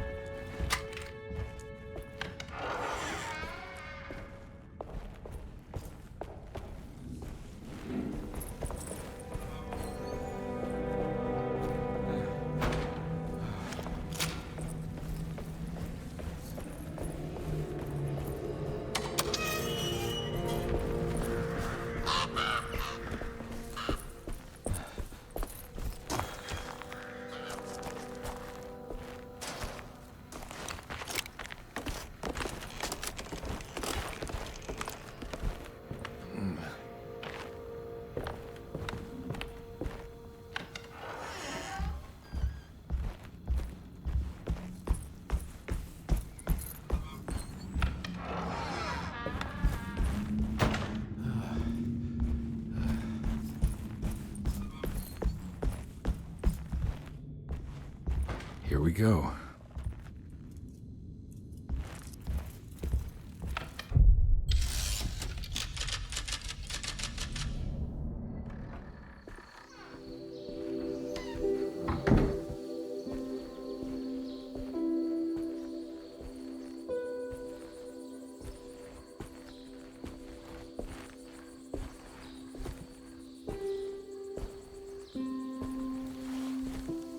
I'm glad to see you made it.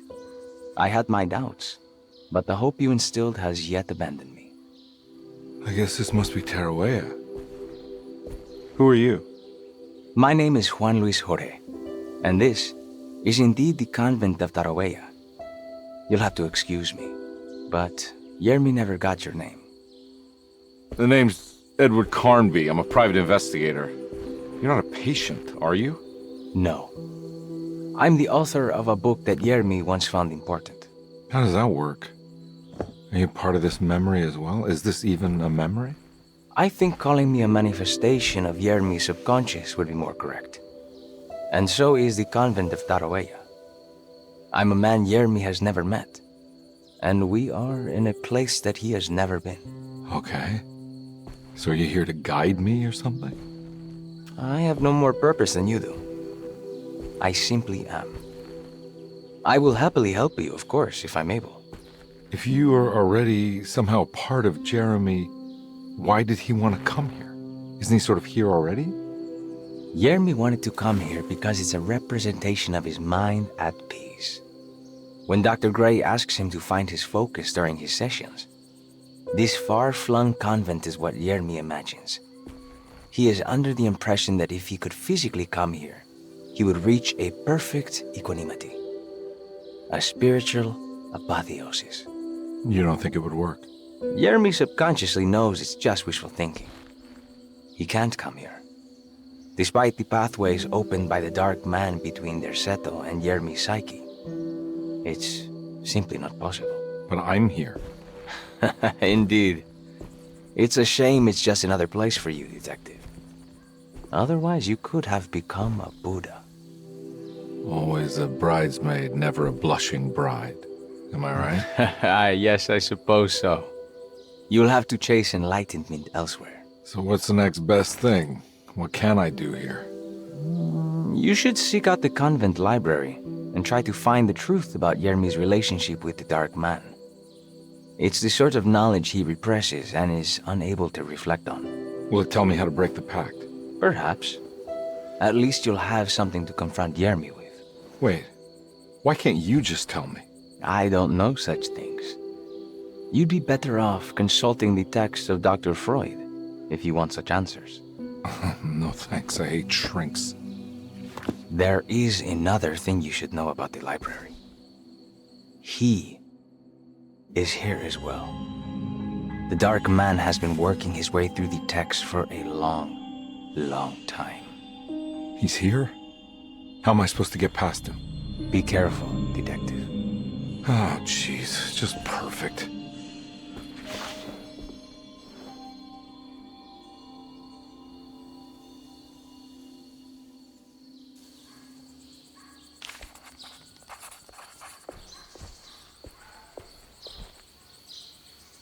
You have any advice on how to deal with the Dark Man? I suppose suppression could work. Try not to pay him any attention.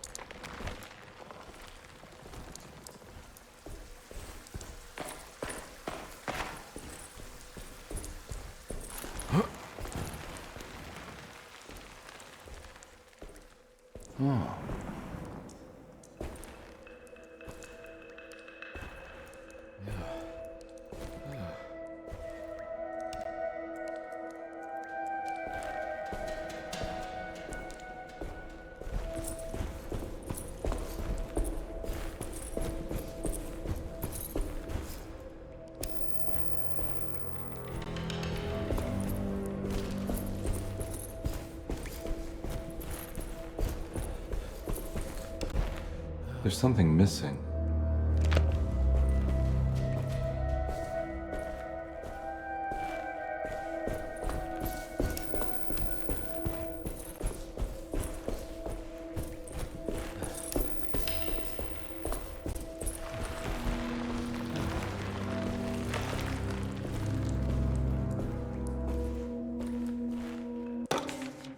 The great library was endless, beautiful and terrible, an Akashic record for the universe inside the mind of Jeremy Hartwood, now corrupted by a story forced upon him, told by a maniacal liar, an evil conjured by science and secrecy. I will suspend a room and lock away the foundation of his character. Its key will be left to the librarian. the only thing invisible to the Prowler.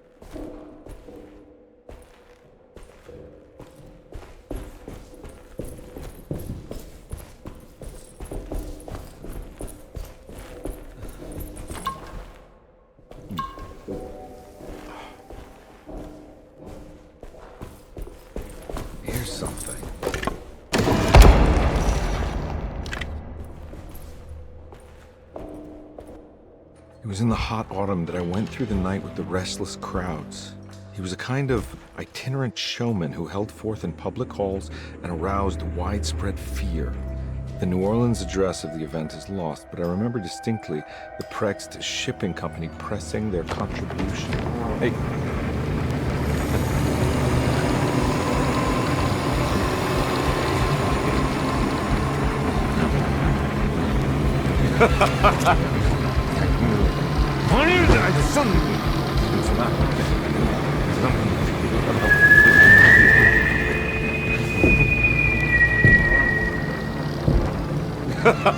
Detective! What?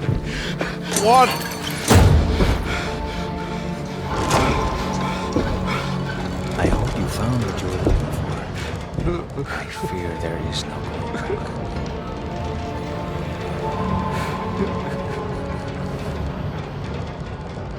I was so close. There must be something I can work with. Come on, Carnby, think. Think! The shipping company. Prext. Right. Good luck, detective.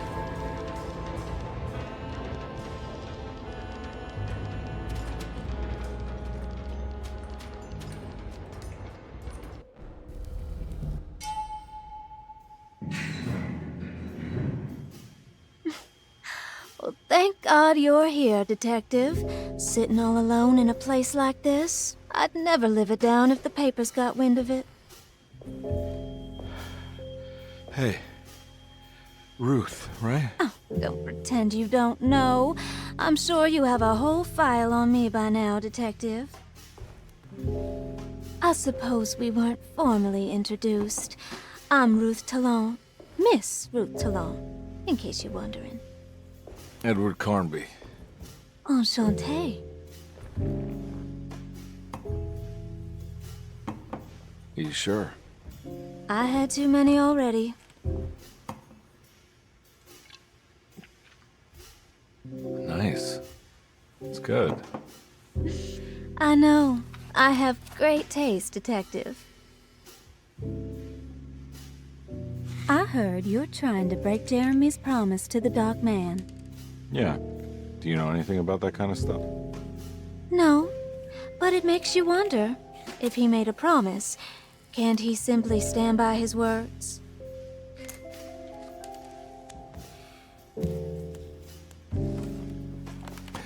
Look, I'm just trying to get Jeremy out of a bad deal, so he'll come back with us to New Orleans. Well, if all fails. What are you doing? It's a sign of submission to the Dark Man. I saw it in a dream once. What?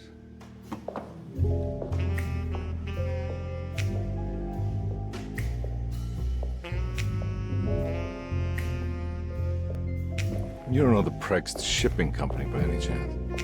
I do. They made big money during the war. Their waterfront office is just over there. How did you do that? Do what, Detective? Bonne chance. Hey, have you seen Emily Hartwood anywhere? Are you trying to make me jealous, Detective? No, I haven't seen your doll anywhere.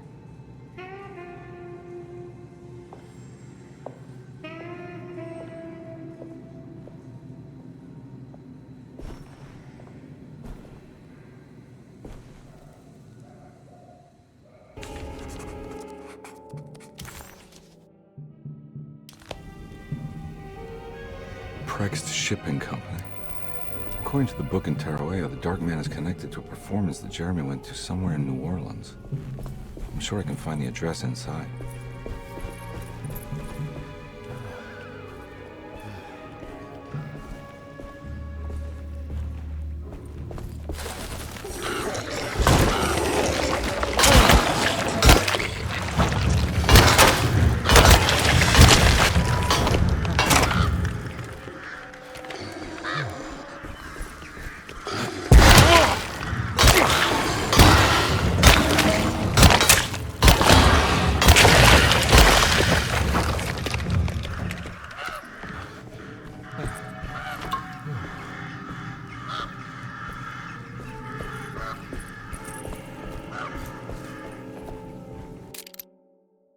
There must be another way inside.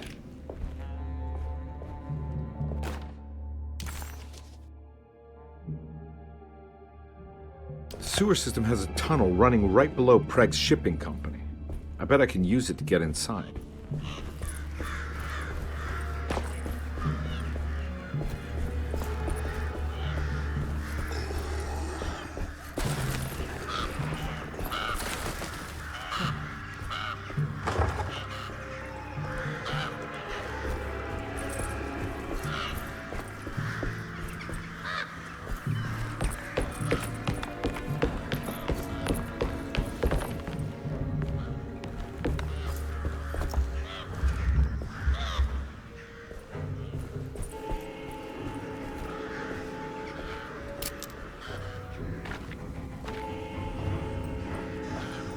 I need the key.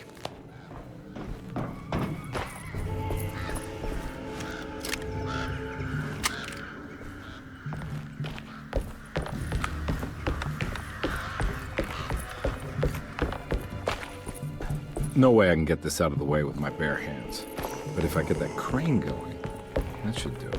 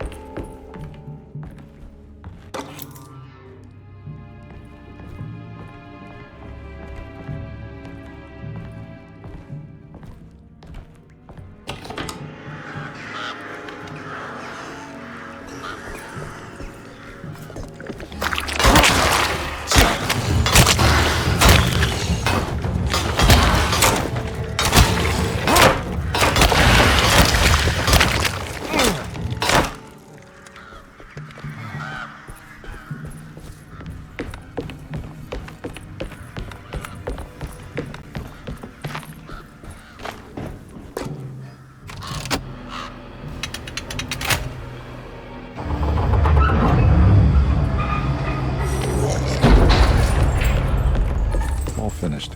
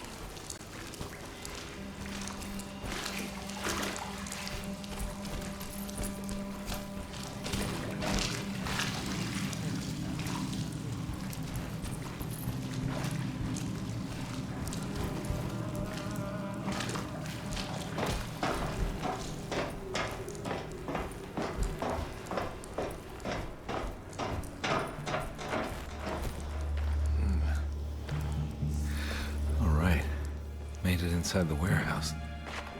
The office must be upstairs.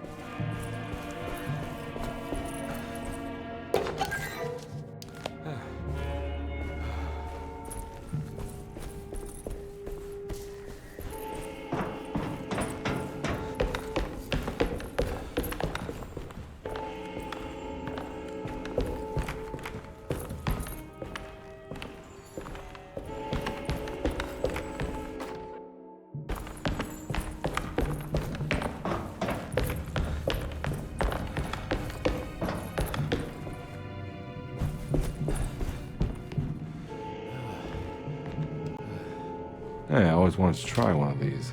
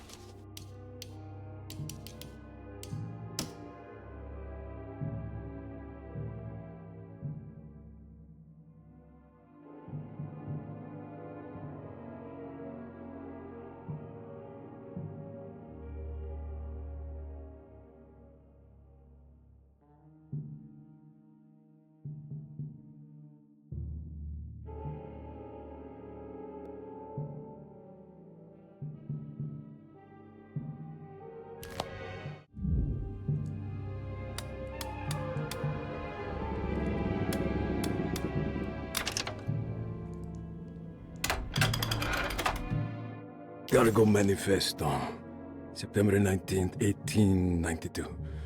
Breck Shipping Company delivered 4 steamer trunks, 1 Egyptian sarcophagus, and a large wooden crate belonging to the showman called the Black Pharaoh, performing at 18th Street. Here we go. The address where Jeremy first encountered the Dark Man.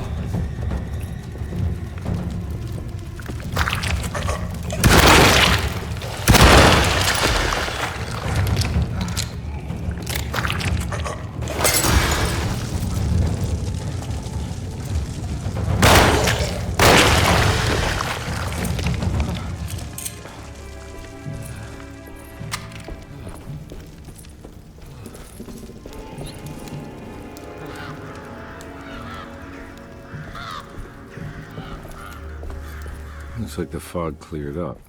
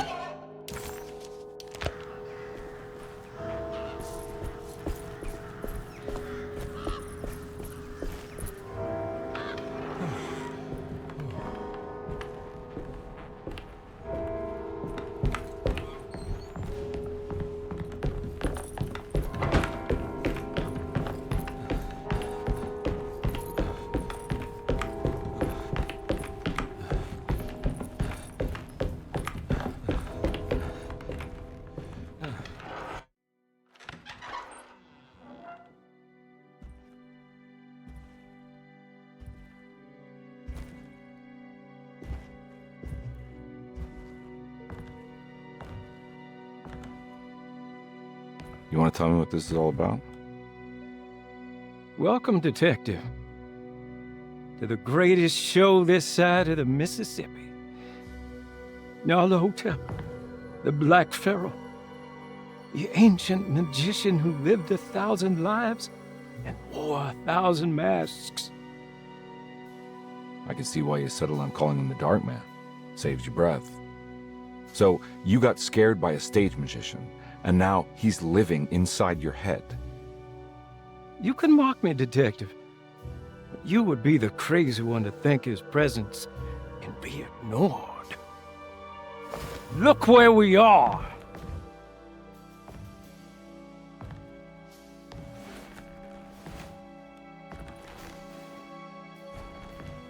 We didn't get to finish our last conversation, did we? You were about to tell me how to break the contract with the Dark Man. No, we can't. If we turn her loose on the world, so many innocent would die. But there is a way to break out of the deal. There is. You offered me a way out. Steps to take. What are they? You'll never find them. They're forever entombed in his sunken desert temple. Jeremy, I'm not your enemy. Tell me where to go. How do I find the temple? No, we can't. I have to make this sacrifice. God damn it, Jeremy. I'm gonna save you. Don't worry.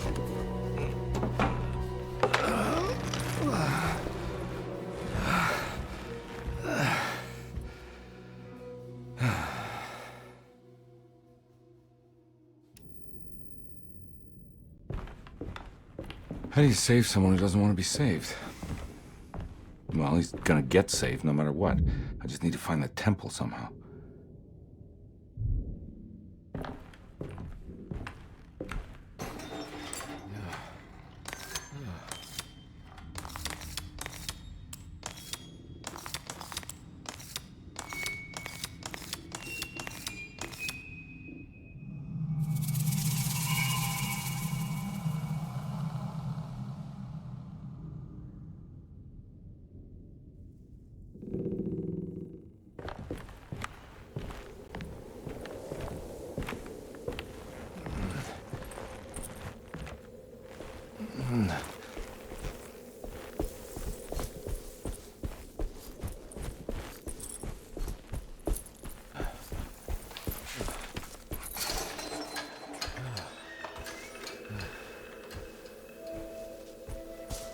Oh.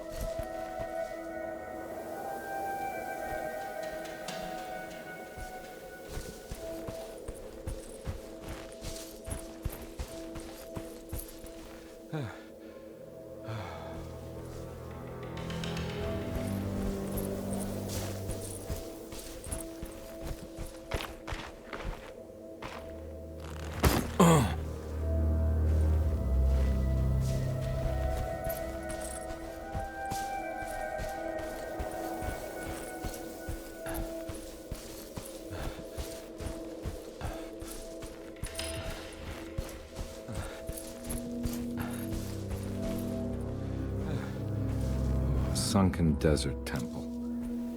I better get down there.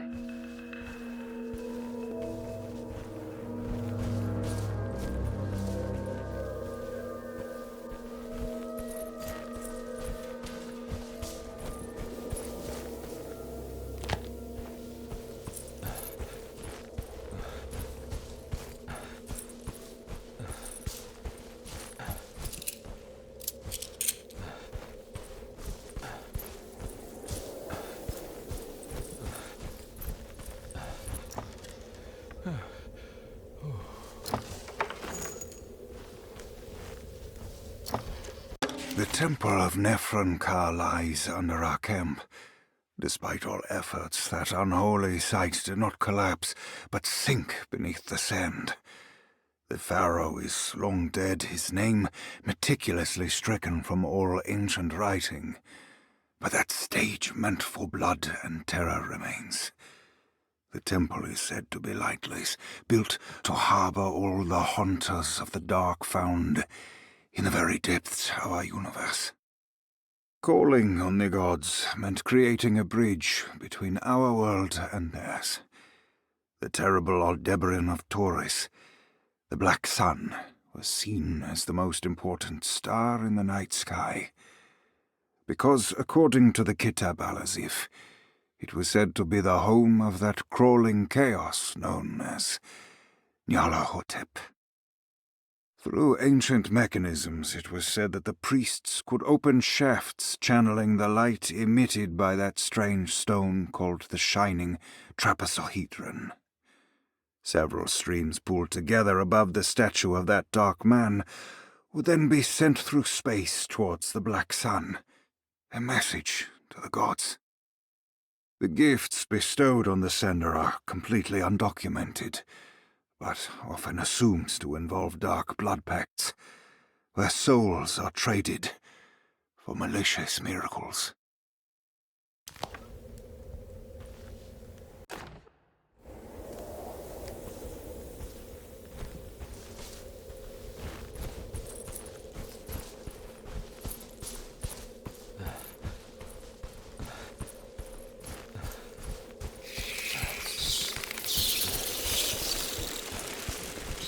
Here we go.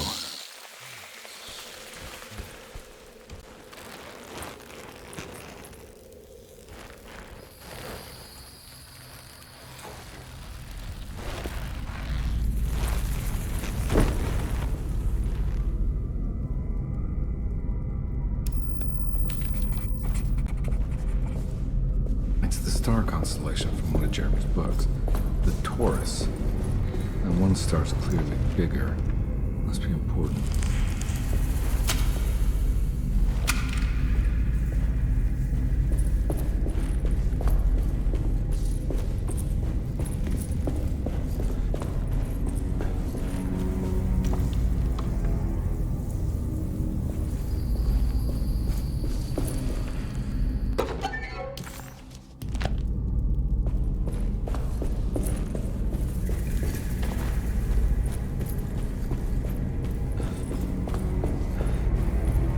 I got a feeling this is it. This is where the contract is hidden. But how do I get to it?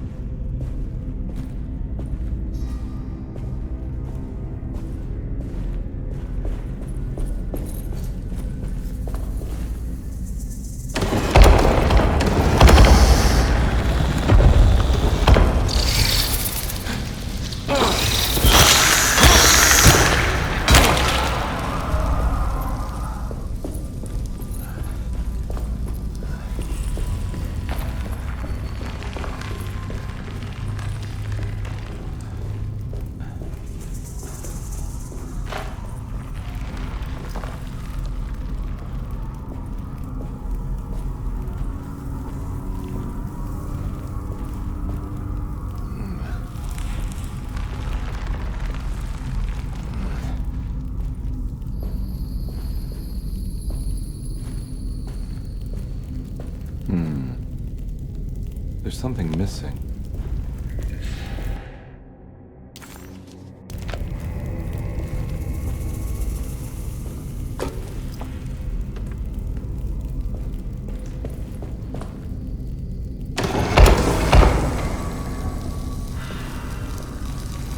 This one looks operational.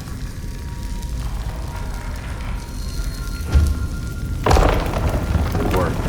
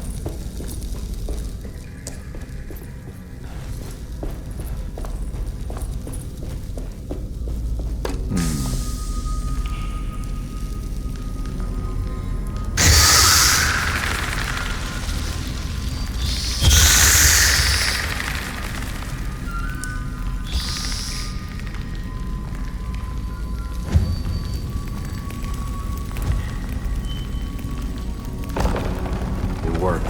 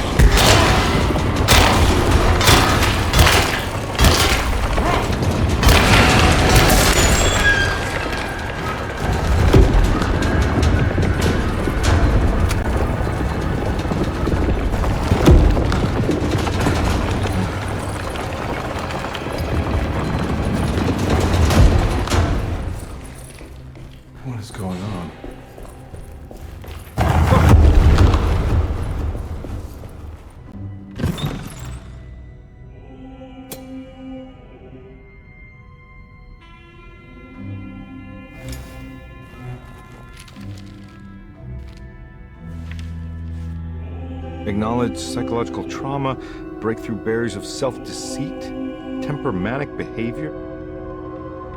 These are the Dark Man's terms. The contract. Huh?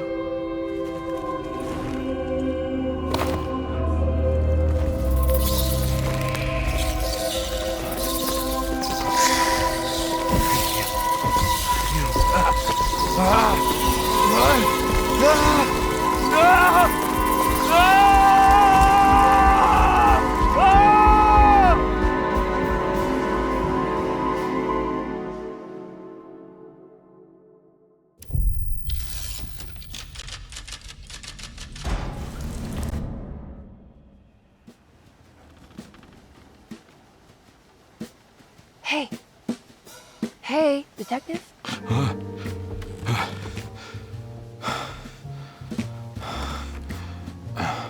What are you doing? Oh, I found something. Great. Was it alcohol? God, no, I just got the wind knocked out of me.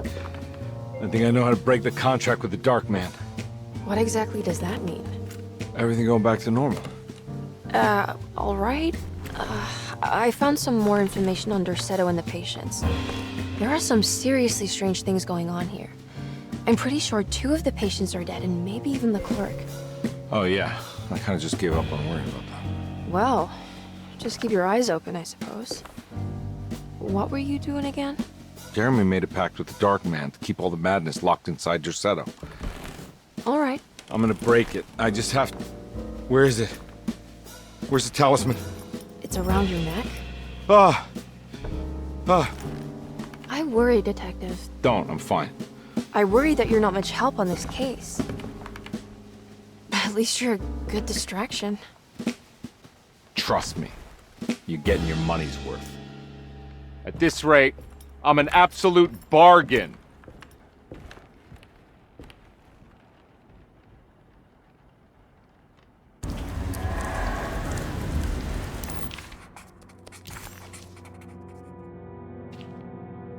He must first acknowledge psychological trauma in order to proceed. The lying must stop, so we can break through the barriers of self-deceit. Finally, temper manic behavior. Medicine has failed me. Nothing can be done to dispel the Hartwood curse. Only the sacrificial dagger may release the despair from Jacob's eye. Yet, doing so would be the doom of Derceto. Let this curse of mine be a weapon for once. I accept your demands. Oh, crawling chaos. Build your prison around this godforsaken hospital. When evil has been starved, I will stay buried forever.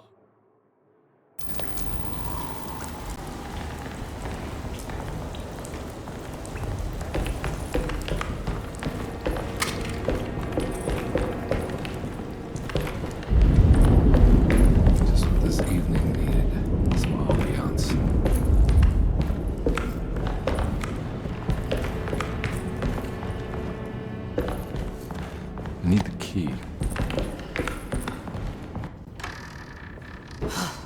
Got to be around here somewhere. He wouldn't leave this house. I don't know what to think anymore. You run into that detective fella? Who is he? Can he be trusted? I think he one of the good guys. Well, you know, like us. Will he be all right with her coming? Praise the mother. You don't need to know about all that. Just help the job. Just calm down. Ain't time yet. God, it hurts. As far as I can tell, Detective Carnby seems to be solving problems, not causing them. Just be ready in case he starts anything.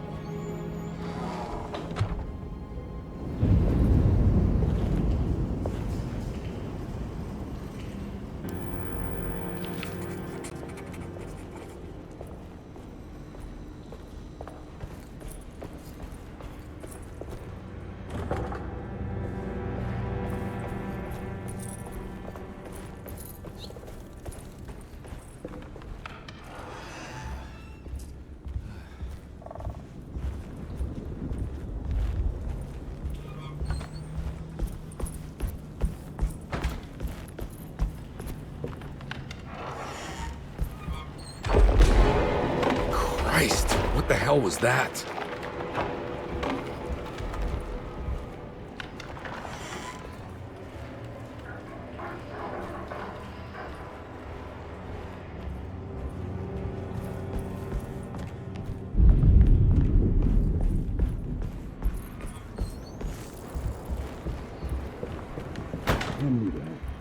You can't let her ruin our plans.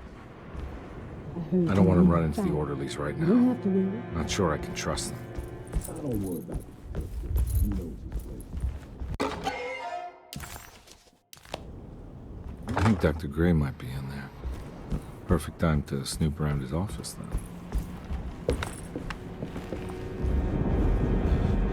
It's blocked.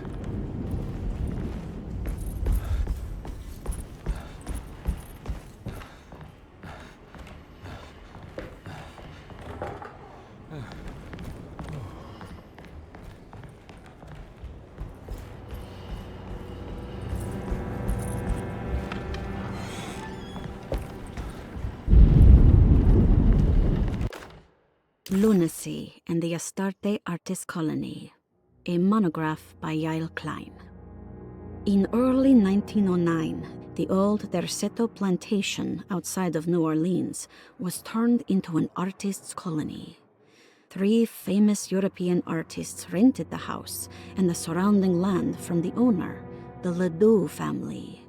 The colony was chiefly run by Sebastian Cortez, who was playfully dubbed the captain by his collaborators, William Arges and Heinrich Kassel.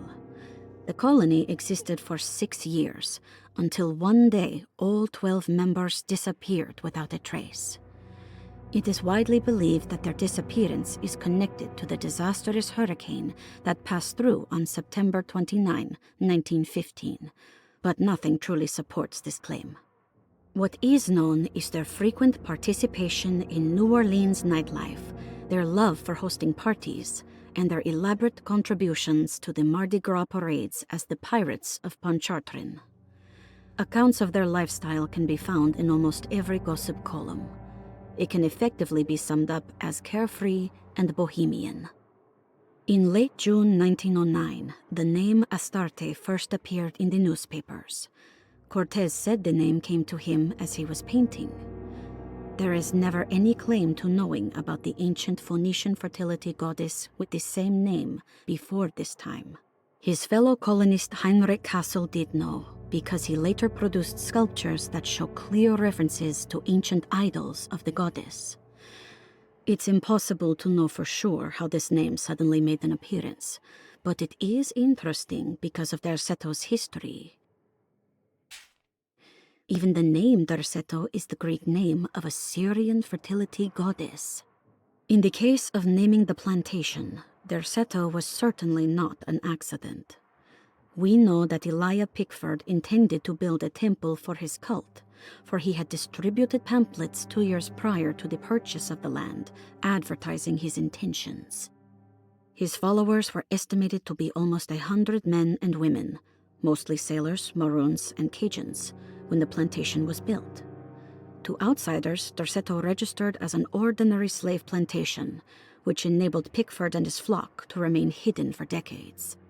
The official story is that the cult lasted until 1862, when the Union Army came and burned down the plantation and scattered all who lived there. Following the Civil War, new people started to congregate in the ruins of Derceto to invent a new fertility goddess, the Shub-Niggurath. As much as Derceto is a particular name to have heard of, it's not entirely uncommon among the learned. Ostadte is equally known and could have been subconsciously chosen by well-read artists. Shub-Niggurath is, on the other hand, very uncommon. Almost impossible that anyone in Louisiana would have heard that name.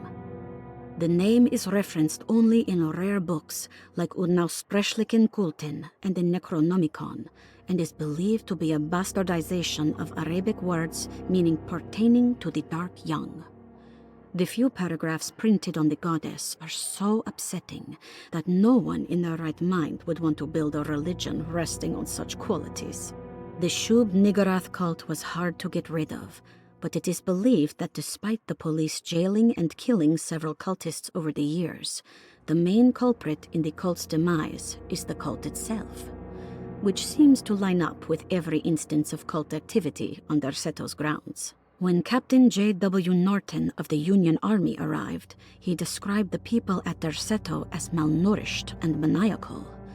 As much as the army tried to save them, they fought back with fervor, as if nothing was going to stop them from slowly destroying themselves. While the disappearance of the Ostadte artist colony remains a mystery, the recurring motif seems to suggest that their fate involved lunacy and a hunger for self-sacrifice to that fertility goddess with 1,000 names.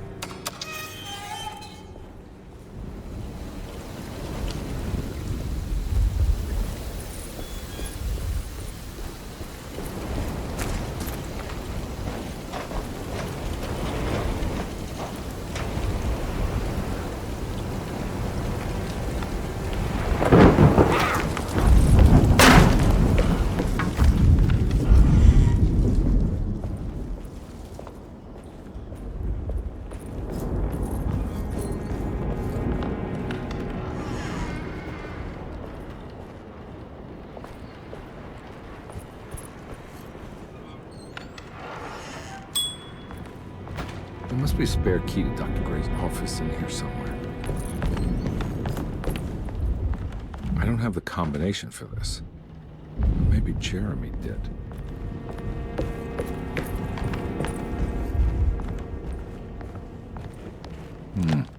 I need the...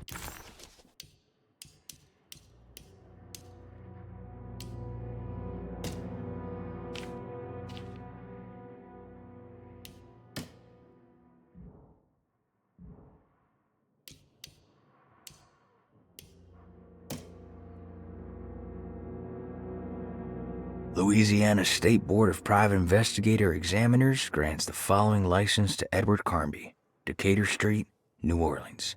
License number 196692-LA. Good until May 15th, 1930.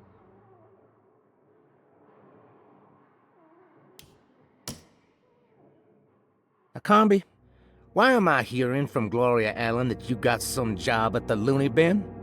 You better not be thinking of paying her off before me.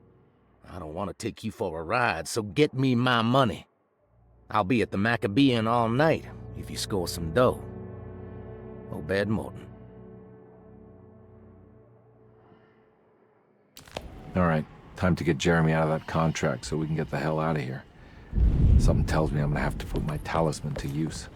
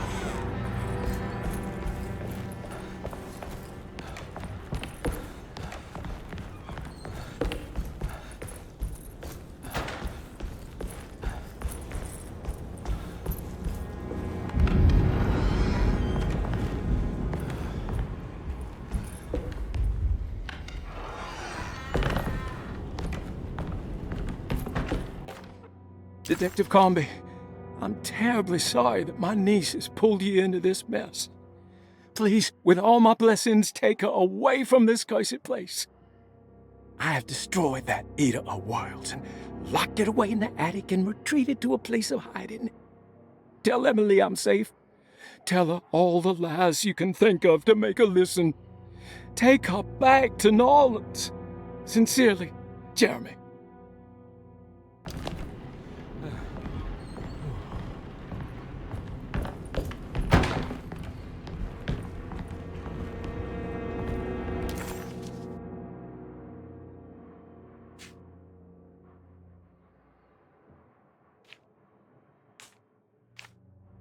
The two orderlies still hadn't found Jeremy. Carnby figured this was good news. Emily had reminded him about some strange deaths at Derceto, and Carnby wasn't sure who he could trust.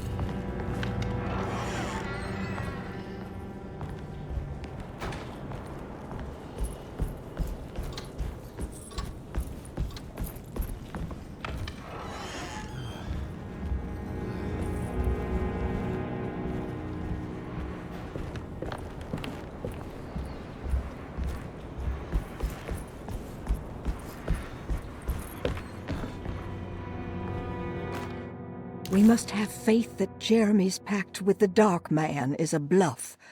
If we are lucky, our visitors will find him and prove it's all nonsense before night falls.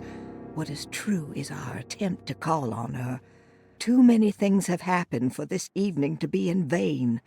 Think of Jack and Cassandra, even Perosi, whose circumstances I can't understand. Grace is our goat without horns.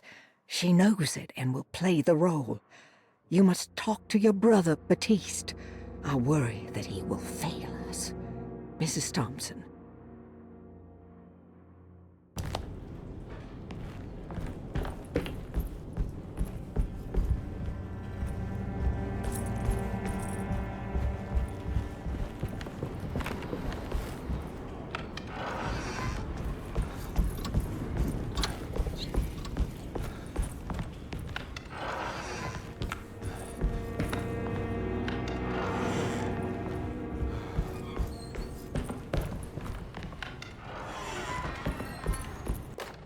Brother, I need you to trust me.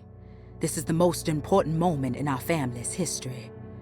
I know you have doubts and that the terrible Mama Loa told you lies. I would never betray you. I promise. Lottie.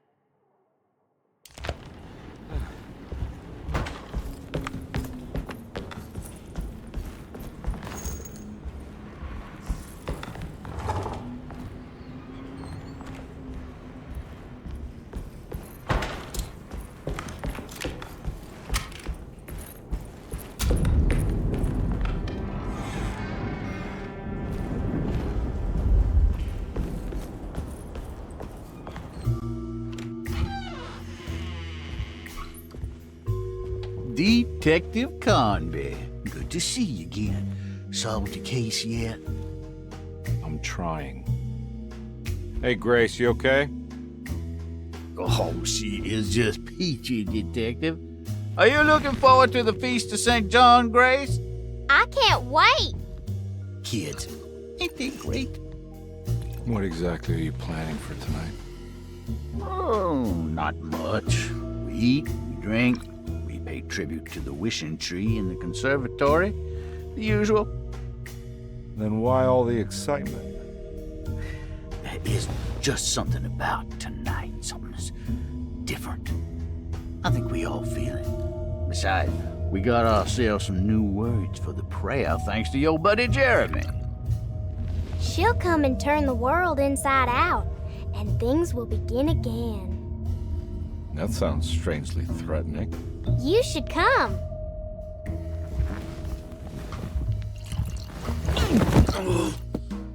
God damn it, Grace. Stay put for once.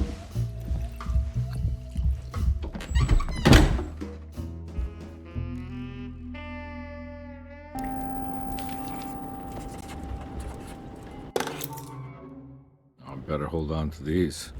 Wouldn't want them to get lost. There's something missing.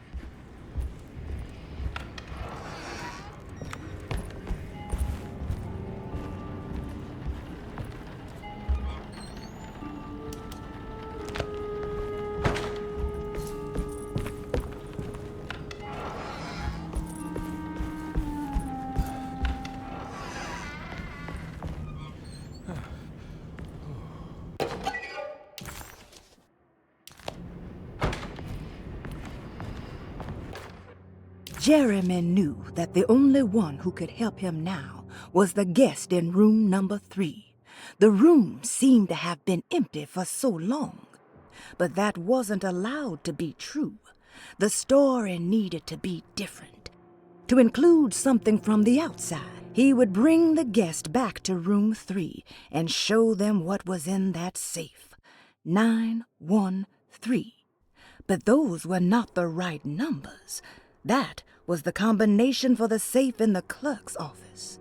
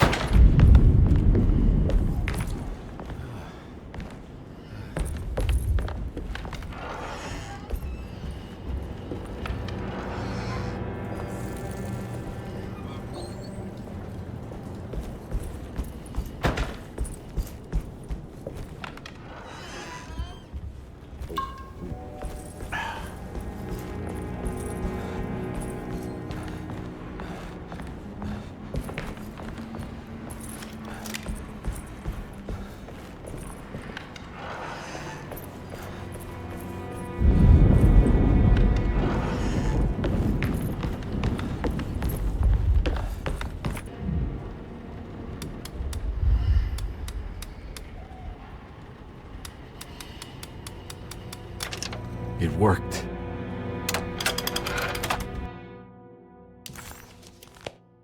The last guest in the empty room suffered from severe maladaptation.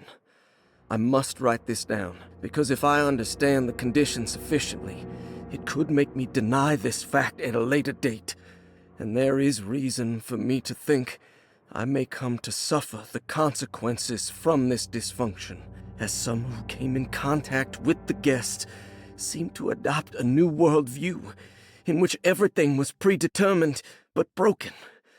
Upon accepting this worldview, some memories became unmanageable and later rejected. I do not know what this means. I cannot even remember the fate of the guest. I think they were simply misplaced one day and forgotten. Just like all documents pertaining to this guest, they have all been destroyed, or they never existed in the first place. Who wrote this? There has never been a guest in the empty room.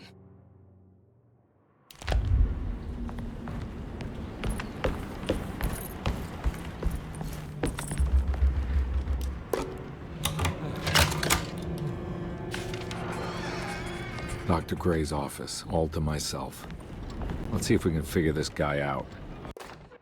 I have finished tidying up Miss Beauregard's belongings. I will leave it to you to contact her agent and have them collect her things. I found one of Grace's drawings she might want back, along with this key in her room, which I believe you've been looking for. Mrs. Thompson. This is where McCarthy has hidden my favorite young. It's very important.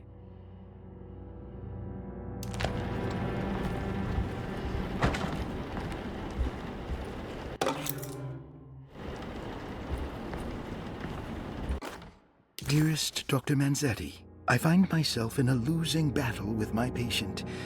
As I've disclosed in my previous letter, his delusions have him completely captured. It's bad enough that he is torturing himself with paranoia, but his madness turns out to be quite persuasive to others, effectively laying the ground for mass delusion. I am writing to you in hope that you can give me some guidance. Beyond my ambition to avoid devastating surgery on my patient, I have grown worried about my own defenses. The words of my patient are deranged, yet they often resonate with something primitive within me. I have tried photographing his brain with X-rays. It was surprisingly difficult to get good results. Dark blotches on the plates kept obscuring all details. My patient looked at the bad plates and cried out in terror, telling me the dark areas was the shadow of the worm, eating him from inside. I could not see anything out of the ordinary. I hope this is a sign that my mind is not as receptive to the madness as I had feared. After further inquiry, my patient described the shadows inside his mind as some kind of chthonic monstrosity that wants to undermine his sanctuary. This is clearly a reference to a place he calls Teroea, a sort of library or convent that works as a psychological haven. With this imaginary haven threatened by this Chthonian, he has now constructed another, less pleasant hiding spot. Lately, he has been bringing up a metaphor of a steamboat that has run aground, that he feels like he needs to start the engines and reverse, but he is afraid that the hole in the hull would cause the whole ship to sink. I've been watching him turn this metaphor into reality for the last week. He knows it's made up, but he is doubling down, trying to make it a real memory. I feel certain that this is my chance to break through the barriers of his self-deceit.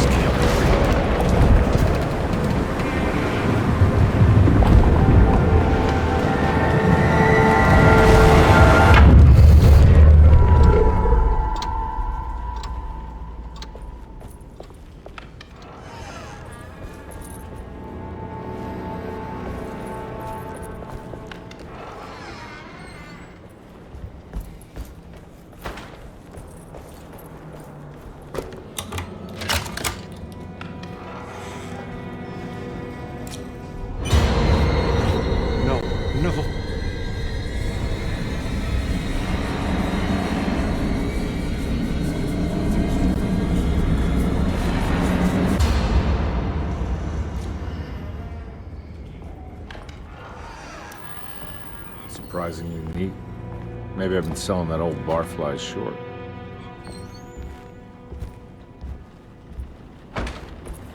Looks like McCarthy has something hidden inside.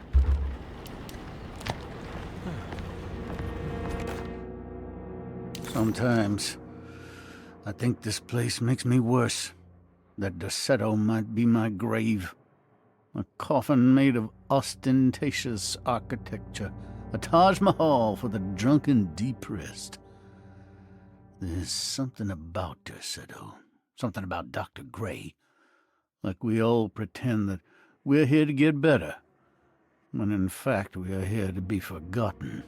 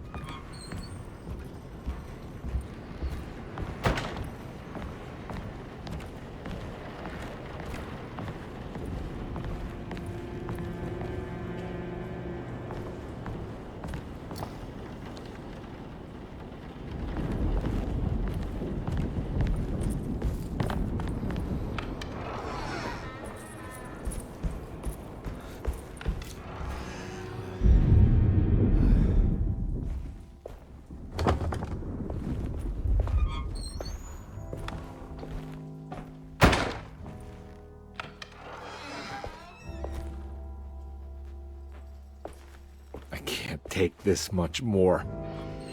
This has to end.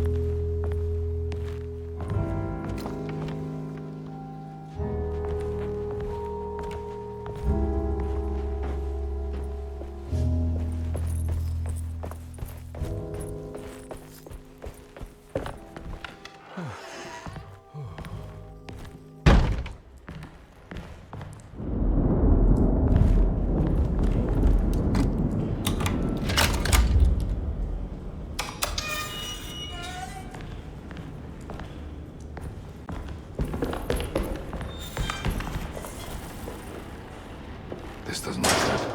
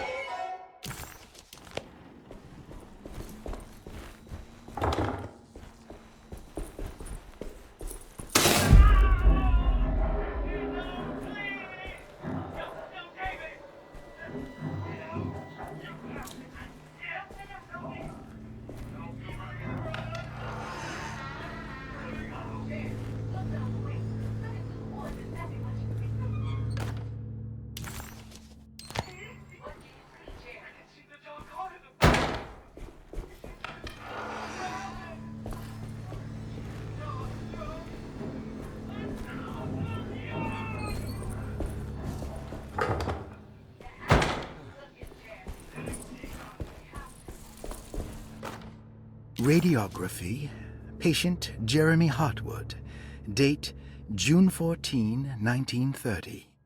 Plates. Jeremy's skull proved difficult to capture properly. Partial radiographs worked best. A complete picture of the brain can be assembled by piecing 3 plates together. Observations. Even when looking at an assembled version, a shadow covers significant parts of Jeremy's brain. Possible tumor, but more likely that the equipment is failing. Jeremy reacted strongly to the pictures and claimed to see a giant clay worm eating and displacing his memories.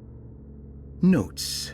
While this exercise has left me nowhere closer to an answer, I feel confident that a Burkhardt lobotomy should sever all necessary parts.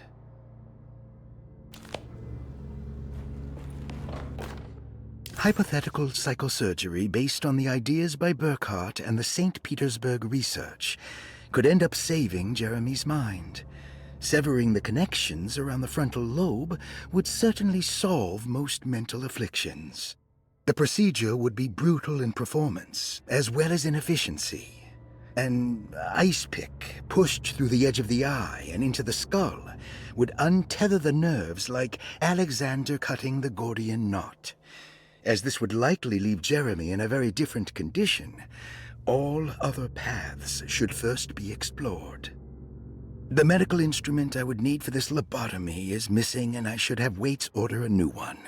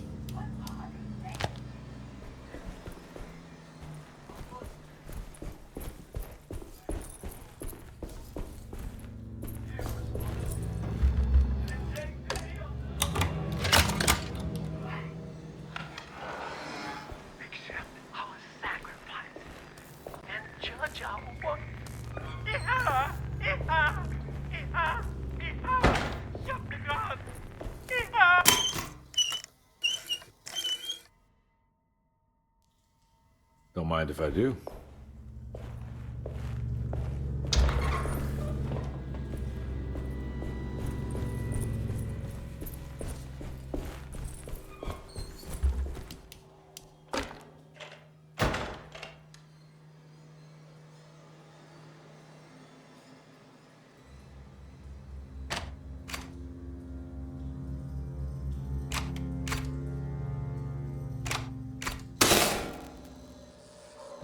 That's better.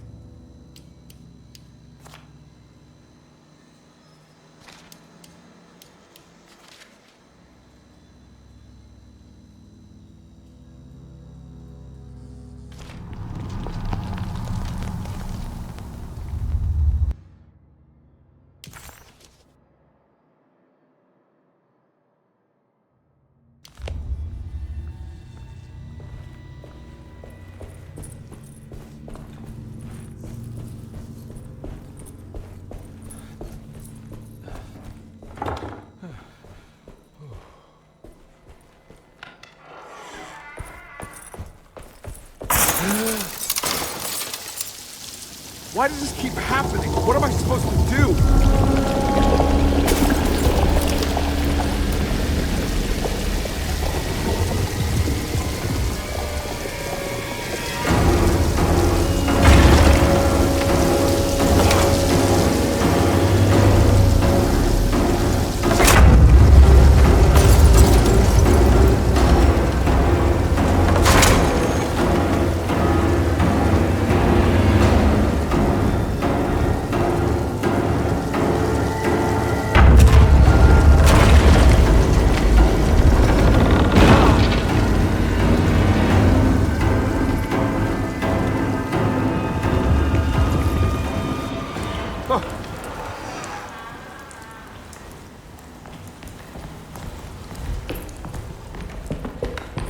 And we're back here.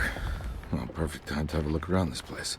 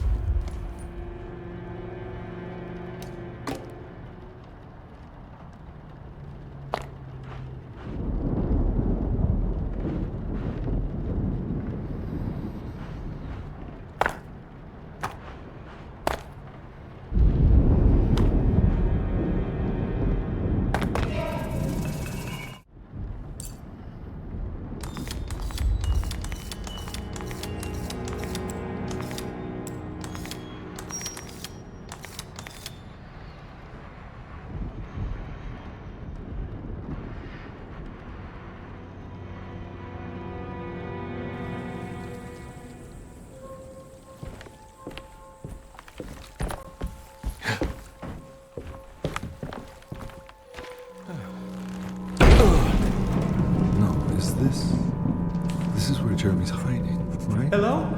Is anyone there? Jeremy? I need help! Wait! Can you hear me? I'm stuck in the mud and the fire is taking Jeremy, where are you? me. The motor is dead. I can't do anything more. Hang on, Jeremy. I'll figure something out. I'll get the boat running.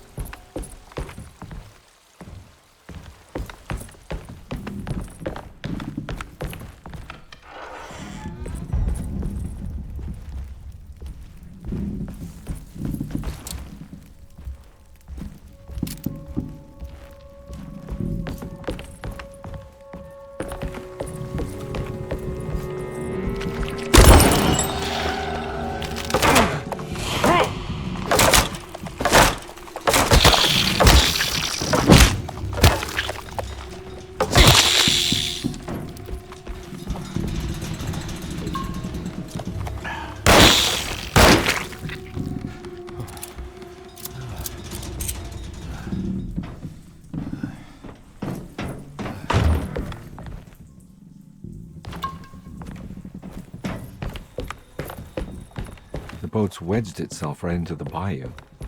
If I get the motor started, I could try reversing back into the river.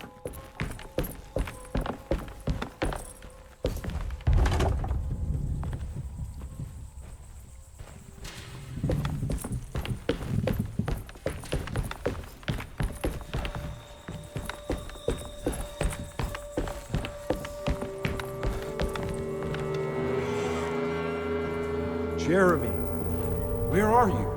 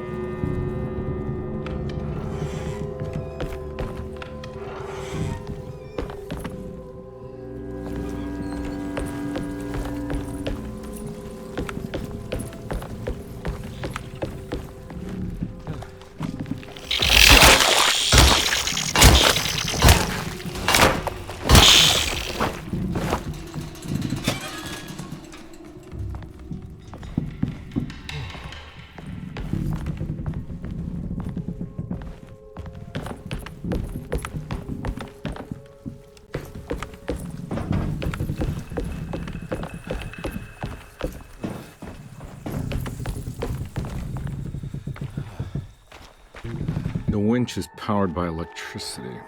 I need to find a way to turn it on before I can use it.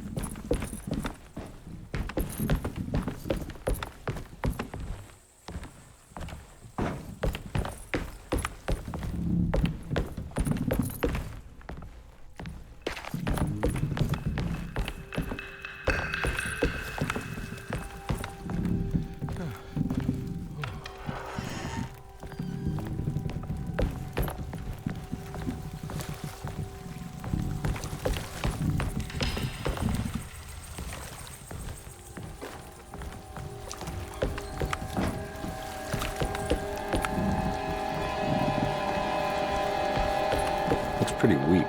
I just need some...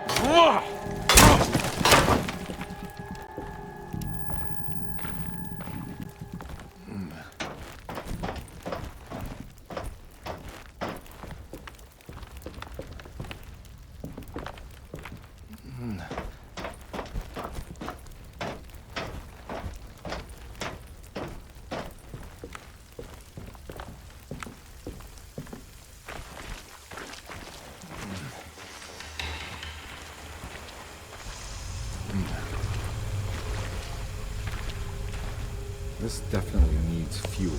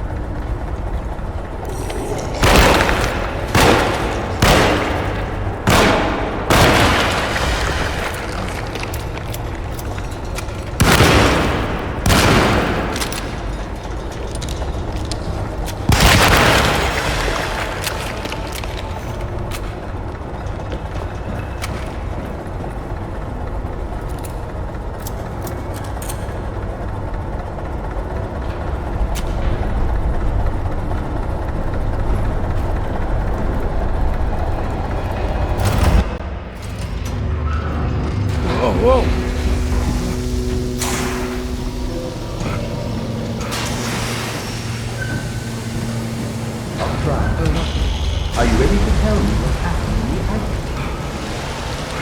I put a rope around my neck, and then I strangled all life from my body. Are you under the impression that you died? Yes. No. I was supposed to die. What does that mean? That you were supposed to die? I'm the catalyst. I had to die to make the story happen. What story? What are you referring to, Jeremy? 30 years ago, Frederic needed me to die. You're not making any sense, Jeremy. Find your focus. Hey! I cheated everyone. I didn't play my part. Hey! I escaped my doom. My destiny. Again, find your focus. Hey, I'm right here. What the hell is going on? Now everything is wrong. Nothing is in place. I'm right here! Calm down, Mr. Carnby. What do you want? Were you not talking to Jeremy right now? I haven't seen Jeremy all day. Are you all right, Detective? No. Actually, I don't think so. Well, maybe. I'm gonna go look for Jeremy. Good. Let me know if you find him.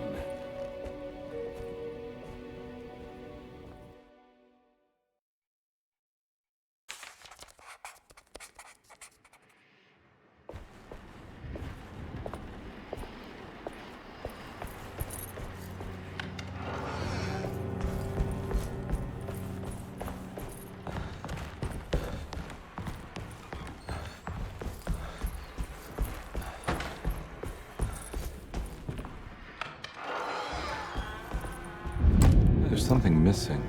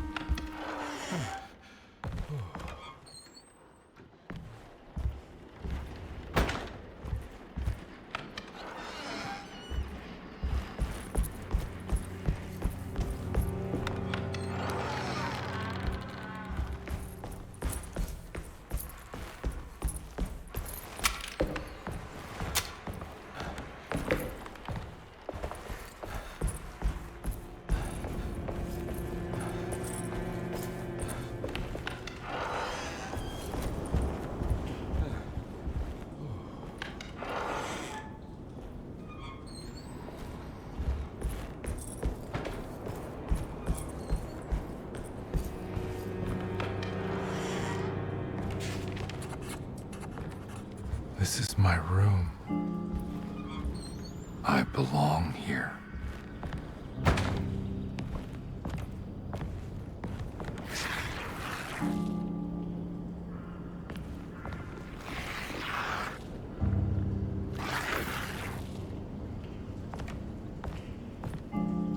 I know that number. Where's that from? I did this. I wrote that.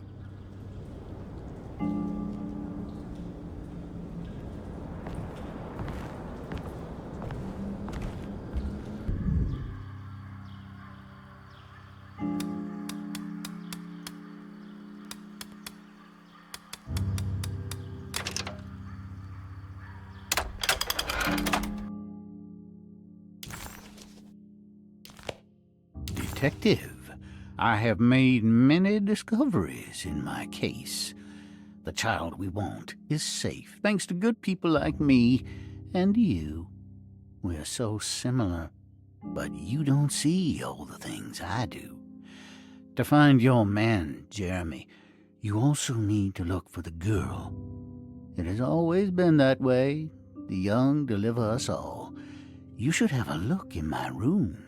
There's a piece of the puzzle you will need. Take care now. McCoff. How long have I been here?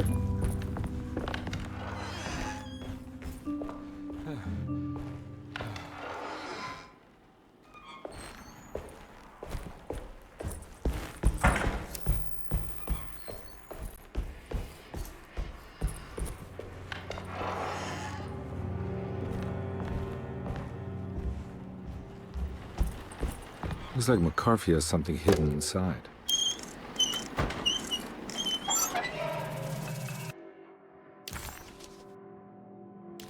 Why would McCarthy lock this up? Was he trying to keep Grace from completing the shame? If so, couldn't she have just made another drawing?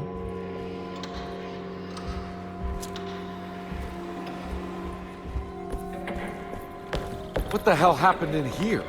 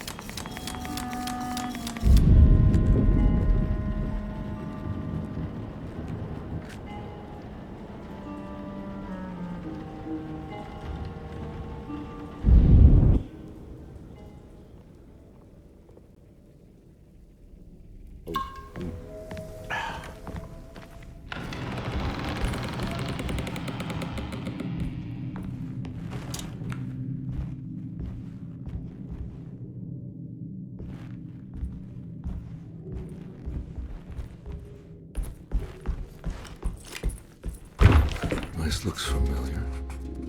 That's me, isn't it? How long had it been since I drowned myself in drink and depression? And it all felt so peaceful, slipping away into oblivion. A welcoming, dark voice wrapped around my mind like a heavy blanket. It turned off suddenly as I woke up from the sound of my office door closing shut. A messenger had left a telegram from Mrs. Saunders. She had a lead on where to find her husband. And kidnapped daughter.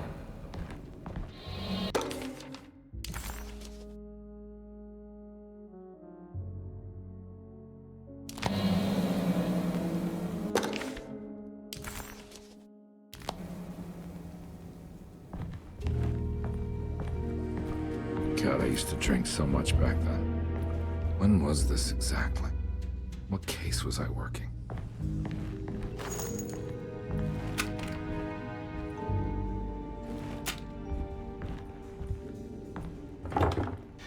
I think I need to figure out where I'm going first.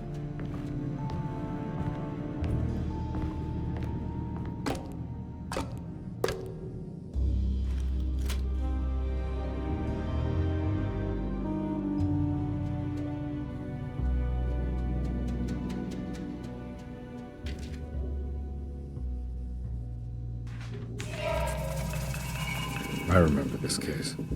Some kid got taken by her father, headed out of state, but he had made a mistake by selling a painting that his wife actually cared about to a collector named Thornhill to fund his venture. That's how I tracked him down. At least I think so.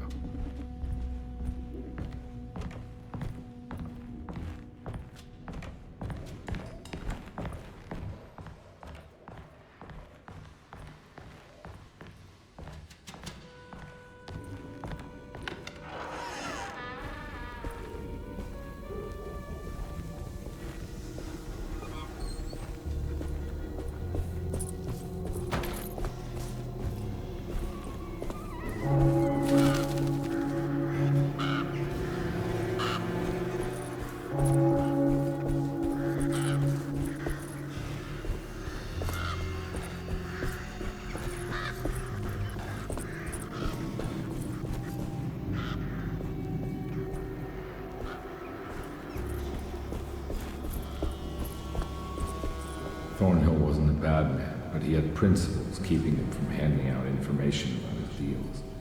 So he needed some convincing.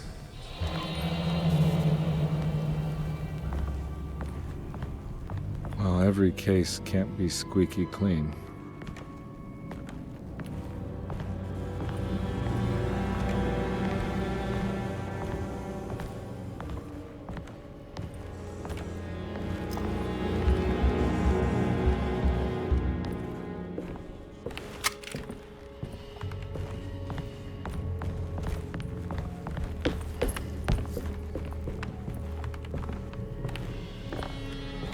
Mr. Saunders had sold a valuable painting to Thornhill, hoping the money would carry him to wherever he was going. The painting, now leaning on an easel in Thornhill's bedroom, had a certain mesmerizing gloom that seemed to call out to me, telling me I was needed for something important. I felt myself falling into the painting, only being brought back by Thornhill, thrusting an address to a Hotel St. George into my hand, and asking me to get the hell out.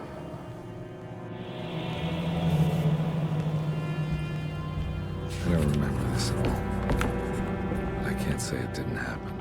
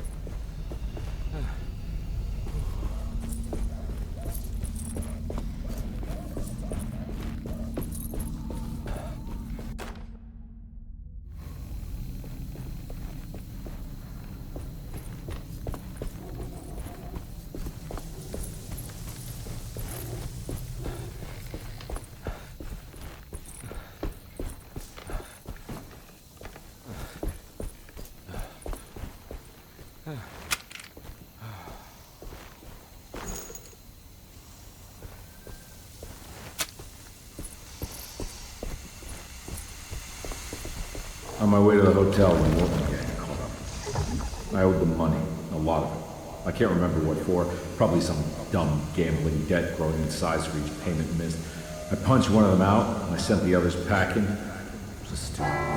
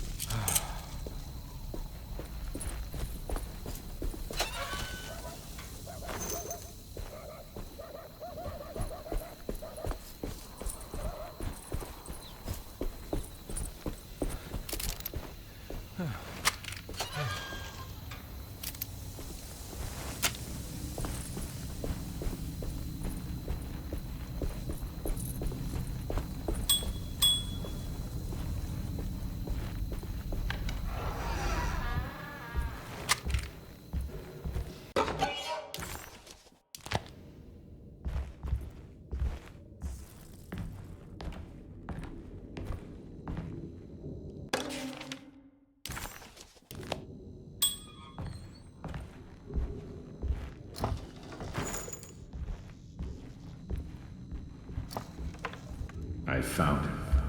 In the hotel ledger, I recognized the handwriting of the signature. Ted Stryker. It was him. I could feel it. It was the kidnapper I was hunting. I put on my knuckles and hurried up to his room.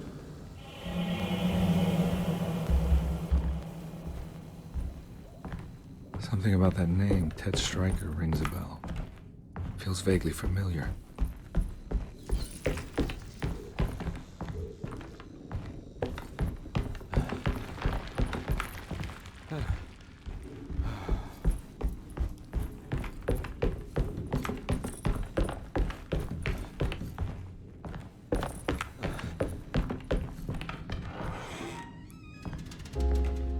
I recognize this room, but I didn't catch up with them here.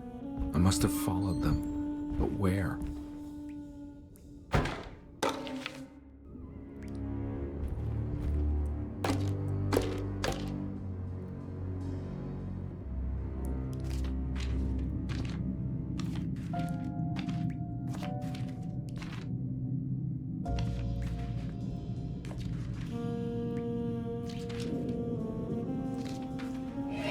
That's right, he was running away, ditching his old life and marriage in New Orleans to find something better in Tallahassee. And he took his daughter with him against the will of the mother. That's why she hired me. But I stopped him. I caught up with him at the Pearl River Bridge.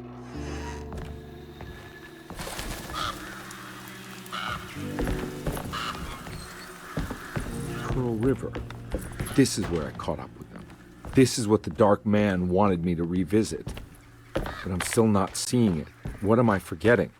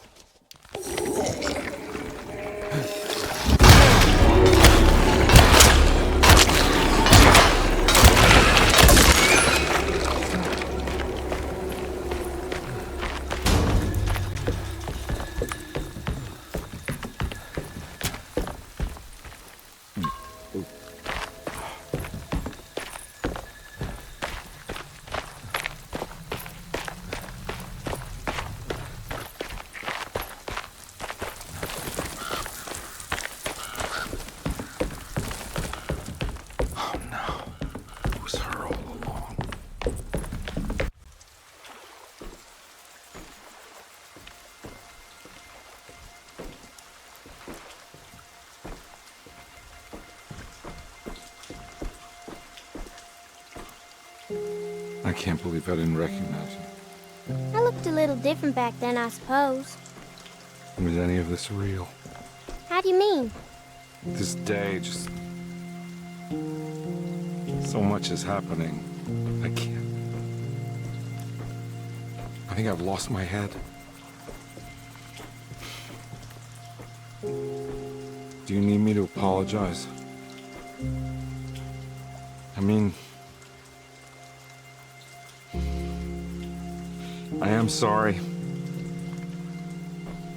I don't think I need to begin to explain. You're just a kid, Grace. I'm really sorry. I didn't mean for it to happen. Lies. More lies. No, really. I thought I was being a good guy by handing you over to your mother. I didn't know. I couldn't have known that she wouldn't care about you. I don't know how this works.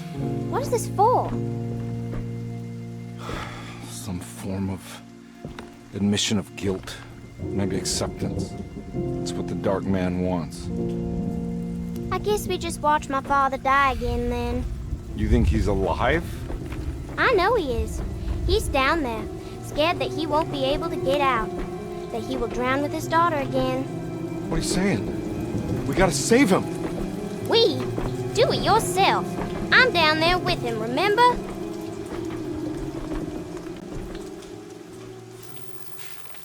Can I really save them? This all happened so long ago. I have to find a way to get down there. I have to see it with my own eyes. There was a boat at the house. There must be a way to save you both, right? Why else would I be here?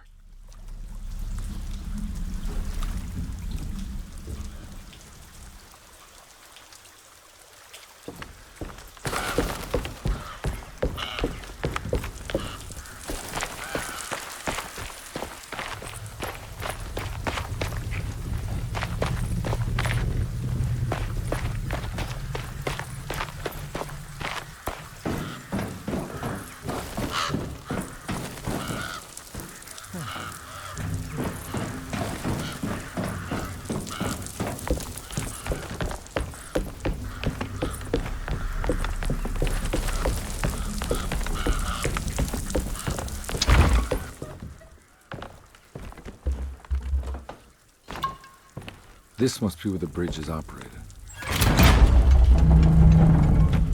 Nothing's happening. It's like something's holding it back.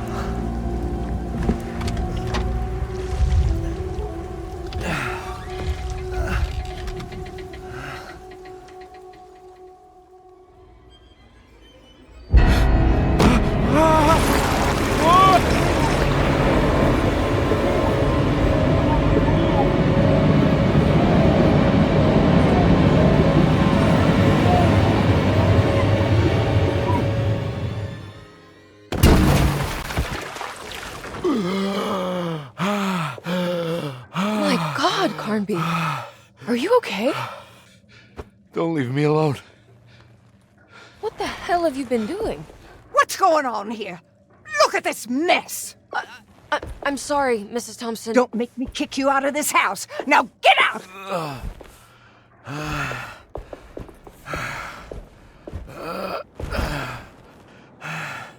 Hey, Detective. Mr. Carnby. I'm really worried about you. I'm okay. I just need to catch my breath for a moment. This place? There are some very disturbed figures around here. And I don't think it's just the patients. I've been reading some things about how Derceto has a deranging effect on people. I think it might explain things. What? Just take it easy, okay? I'm gonna go find a way into Dr. Gray's apartment. I want to know what he's hiding. Emily, don't worry. I think I'm close. I'm gonna set everything right. Just be careful.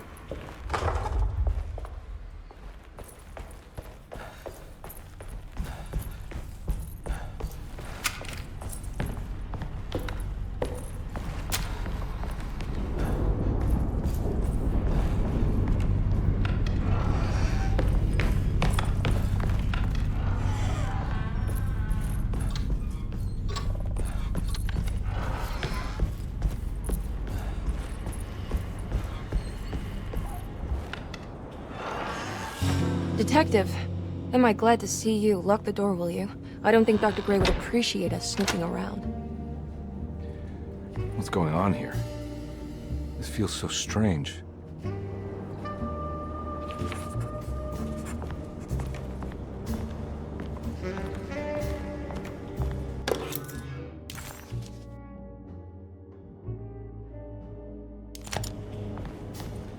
There's a book missing. What did you do? I was just rearranging the books. Well, come on, let's check it out.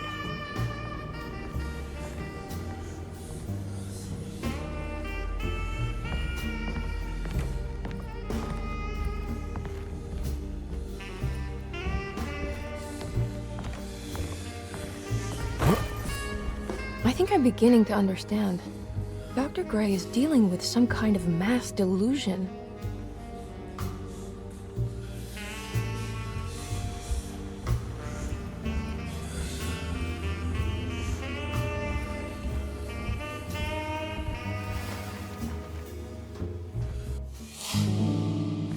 Huh. Has that been there this whole time?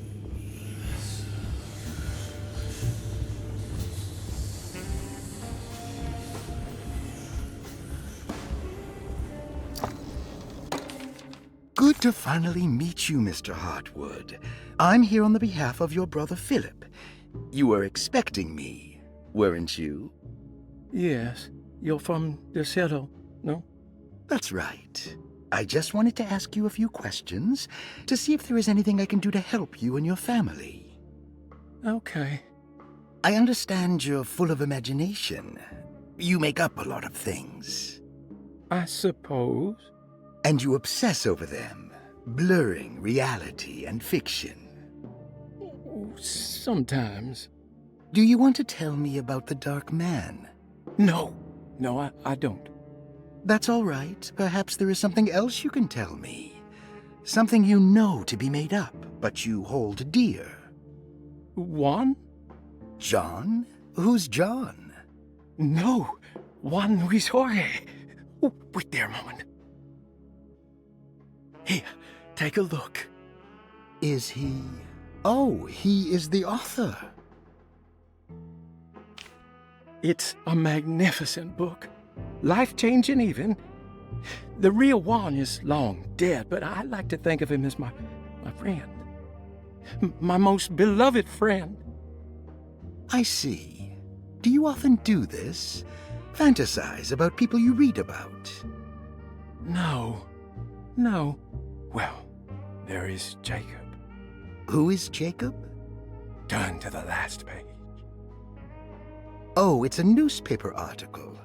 The Prisoner of Ice, Jacob van Ostadte. Is he also your beloved friend? Oh, no, Doctor. Not at all. He is the fire that fights fire.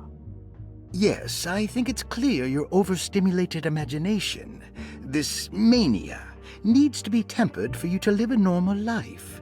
I know your family calls it the Hartwood curse, but I want you to know that there is nothing supernatural about your condition.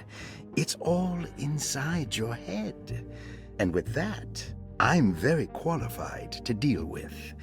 In time, you will be cured. In time. Yes, in time we will exorcise all your demons, all the dark men. Yeah! Please, Mr. Hartwood, calm yourself. What happened? Oh, don't you worry your little head about it, Miss Hartwood. Your uncle and I just had our first breakthrough.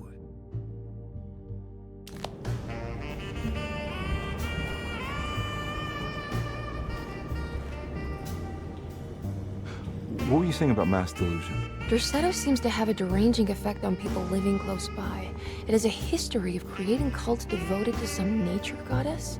Even the name Derceto refers to the cult existing here before the Civil War. Derceto was the name of an ancient fertility goddess worshipped in Syria. Dr. Gray and his friends, however, seem to prefer the black goat of the woods with 1,000 young, or Shub-Niggurath. And that name can only have come from my uncle's twisted mind.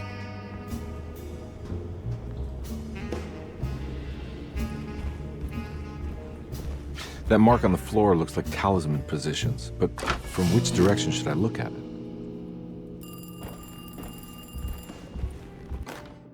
The Snake Dagger, a monograph by Yael Klein. In Ludwig Prin's book on pagan rituals called The Mystery of the Grave, as translated by Nicholas Vachy, there are several references to a sacrificial dagger called the Snake Dagger. It has long been thought of as a poor translation of the original text, that it would be more appropriate with worm dagger from the Latin vermis cultrum. This seems natural following the recent consensus that the original title of Prin's book, De Vermis Mysteris, should literally translate to the mystery of the worm. However, this would take away from Vachy's great effort at translating the underlying meaning of the words and revealing several cultural beliefs. While Prin certainly was using the term worm as a symbol or synecdoche for death and the dead, which is made clear by the contents of the book, in the case of the dagger, we shouldn't be too hasty to dismiss his translation. Reading through Vachy's correspondence with his patron, it appears that he had more than just the Latin text at his disposal. Vachy had dug up Prin's living relatives and uncovered several cross-referenced historical texts and an actual snake dagger. The dagger was dated to the early Middle Kingdom of Egypt and had such a clear shape of a wave that Vachy considered calling it the sinusoidal blade. Knowing the full story, it seems prudent that he chose to translate it as snake and not worm. There are several reasons why this choice of word helps us understand the pagans that Prin's book attempts to describe. The symbolic value of the shape becomes more apparent when reading about the use for the dagger. In the passage of possession and exorcism, we find the snake dagger poisons the poisoner within the victim and is therefore pacified. Where the literal text would tell us that the worm dagger trumps the demon possessing the victim, it tells us nothing of their reasoning, only that somehow this dagger wins against the demon, like it had the better hand in poker. Vachy's translation allows us to follow the underlying logic to the ritual magic that is being performed. poison the poisoner. Sounds like fighting fire with fire. That to hurt the demon possessing its victim, the priests would have to fight back with a power that is known to the evil they are fighting. The snake dagger is therefore not only a good way to describe its form, but it also helps us understand how it could be thought of as a useful tool for exorcism. Finally, it also helps us understand their relationship to lunacy, that it was thought of as something poisoning the mind rather than controlling it. What is also interesting to note is that the possessed are always considered poisoned in their head and not their heart. The snake dagger always went to the eye of the possessed, leaving them partially blind, if they had the good luck to survive.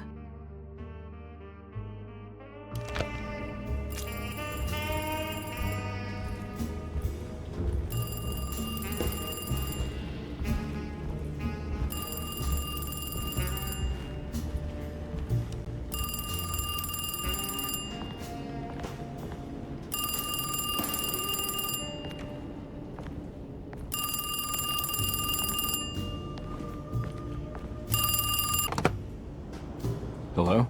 Detective Carnby? Who is this? Jeremy? Jeremy is with the Dark Man. You can't save him.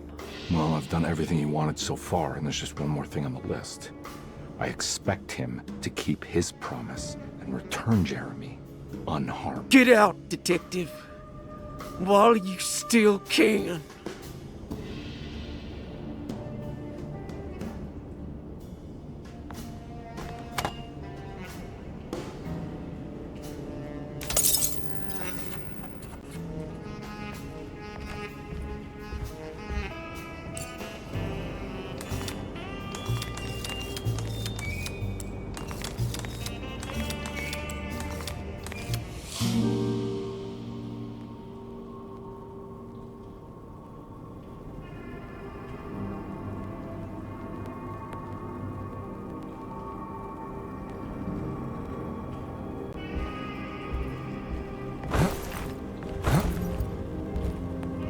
You okay? You look a little frazzled. Just stupid telephone. I know. I tried calling the police earlier. The telephone is completely dead. It's not... Yeah, no, the telephone isn't working.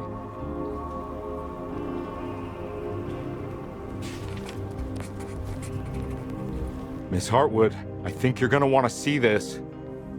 Is there something in the closet? Yeah, there is. You don't see the very obvious gate leading to whatever Jeremy's madness is serving up next? I don't understand. Are you making some kind of fashion metaphor?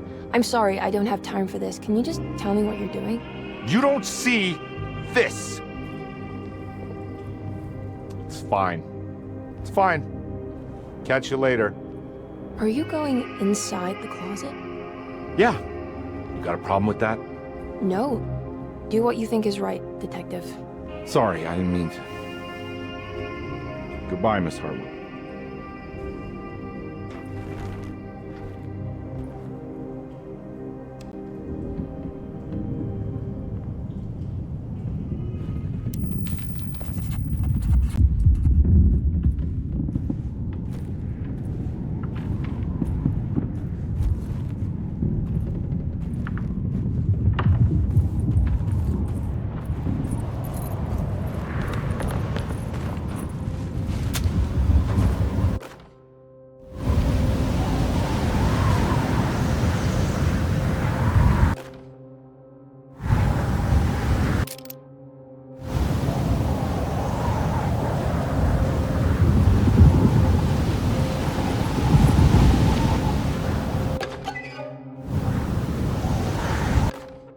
We found the ancient stellarium perched on a cliff facing the Arctic Ocean after a day of sailing due north of the Eskimo encampment. Jacob van Ostadte was our most keen member of the expedition. He had been chasing down the source of a peculiar type of crystallized metal present in several sacred items among the natives on the northeast coast of Greenland. The site was a remarkable find for any explorer, and we were all enraptured in our search for enlightenment and meaning.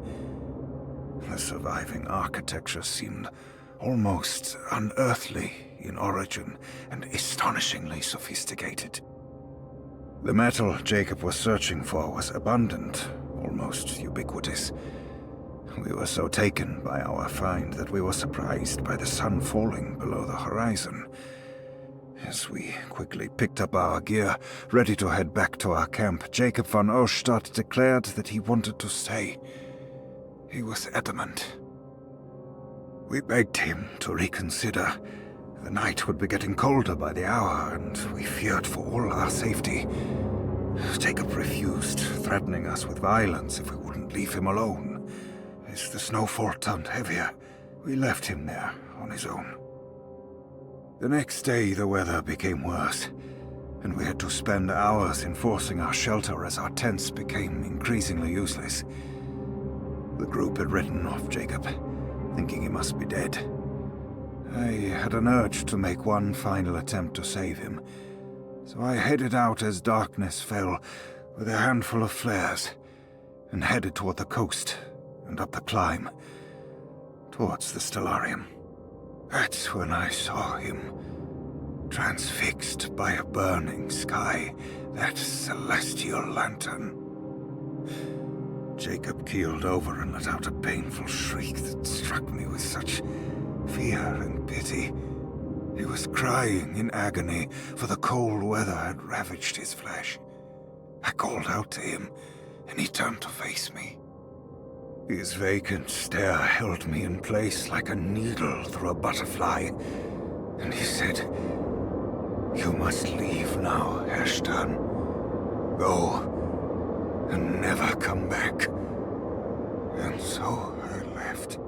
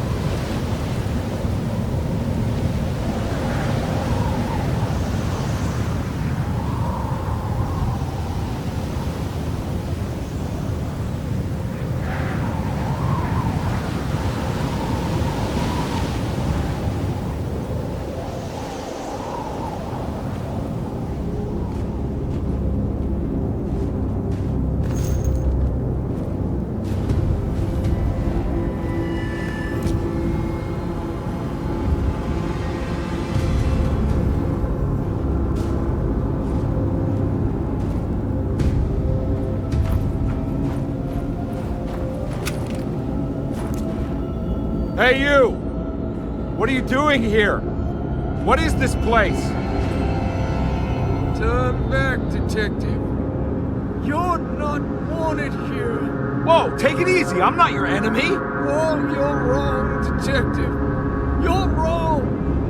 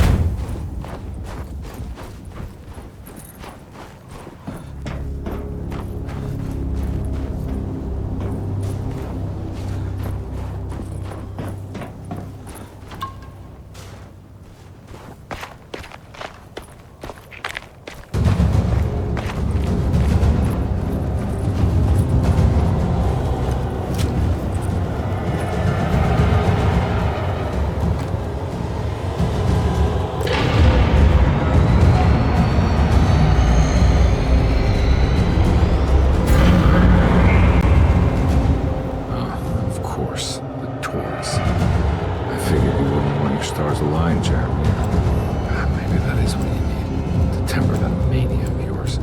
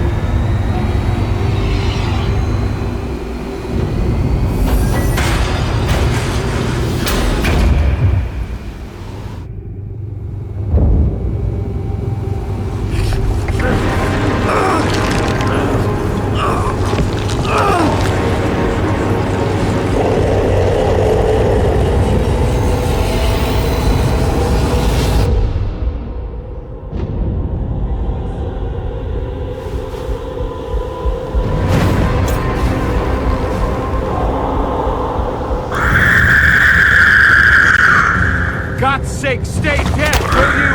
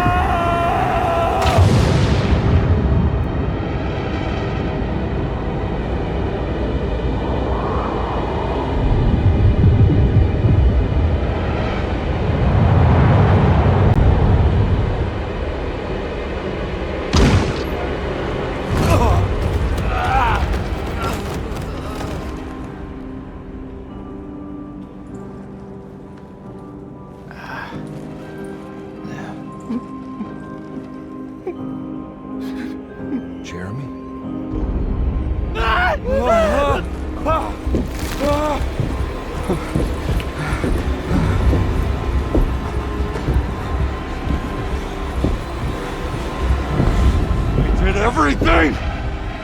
Aren't you happy? Stupid charlatan! What more do you want from me? You want me to lose my mind? Oh, my lord! Doctor! Baptiste! Quick!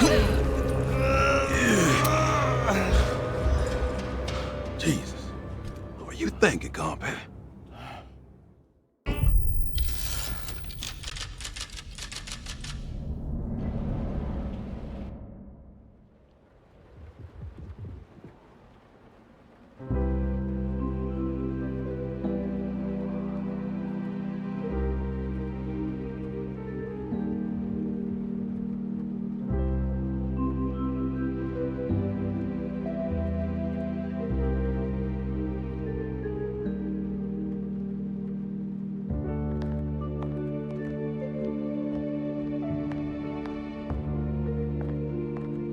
awake? You are awake. Mr. Carnby's up. Hey, buddy! I thought you'd be knocked out for the rest of the night. Come on out and join us, will you? I'll save you some gumbo. Good to have you back. You gave us all a good scare. What happened? You had a psychological breakdown. Sorry for manhandling you, but you're being violent. You stabbed Jeremy and then punched Dr. Gray. Are they okay? Jeremy's a little strange, but everything's back to normal. Really? All thanks to you, combat. You want to try standing up?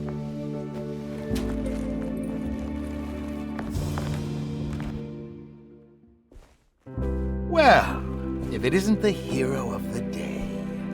How are you feeling, Detective? Never better. How about you two?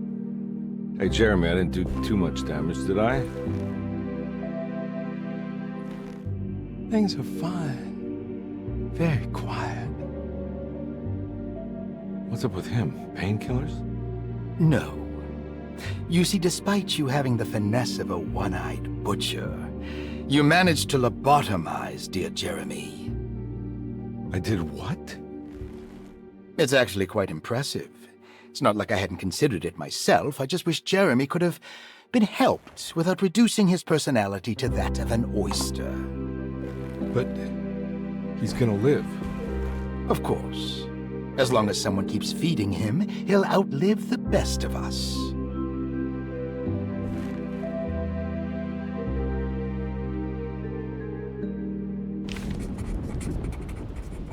Does Emily know about Jeremy's condition? Yes. She seems to be handling it quite well under the circumstances.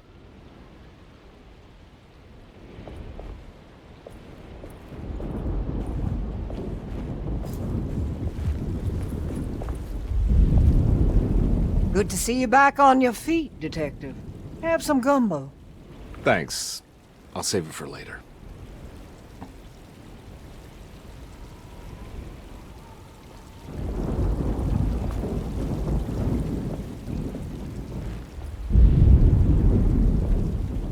All right, tell me, what the hell's about to happen here? Every year we have a little turn-the-page ceremony by the tree. It's symbolical. It's like life has its cycles of grief and happiness. You know? Just like a tree facing the seasons. Things change, but remain the same.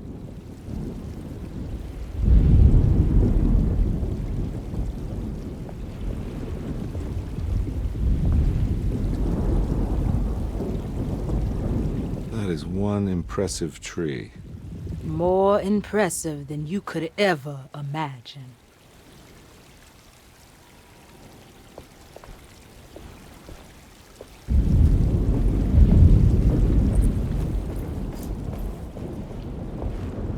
What are you looking for?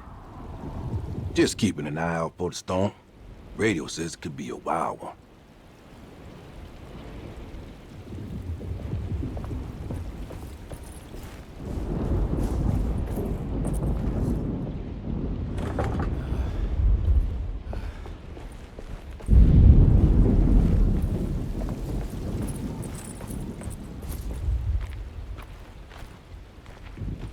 Hey, kid.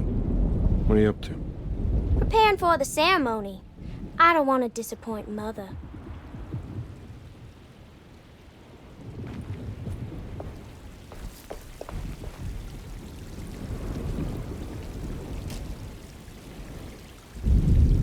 Everyone knows what to do? Y'all know the new words. Mrs. Thompson, we talked about this.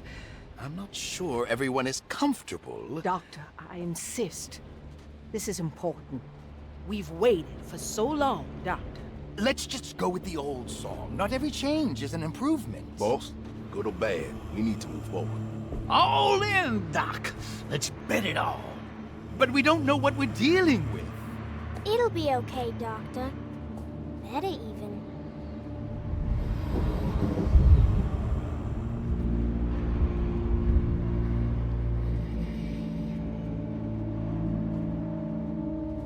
Well, offer their praises in abundance to the black goat of the woods.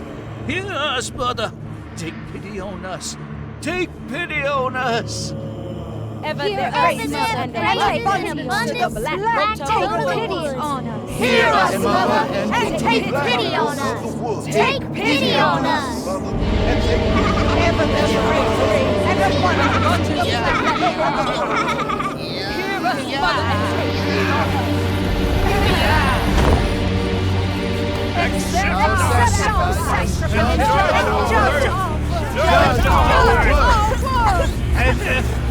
Stop! Are you crazy? This here's what needs to happen, Carnby. Grace! Stop! Stop! Shub-Niggurath! Shub-Niggurath!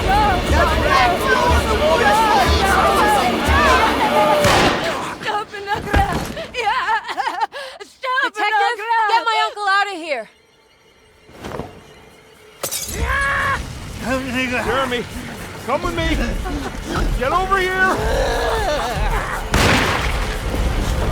Jeremy, come with me! Jeremy, come here! No! There has to be another blood! We're doomed!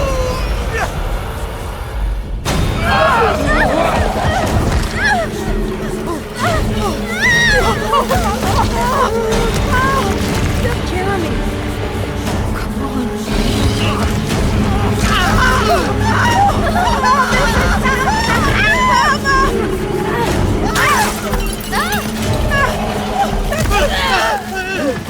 come on.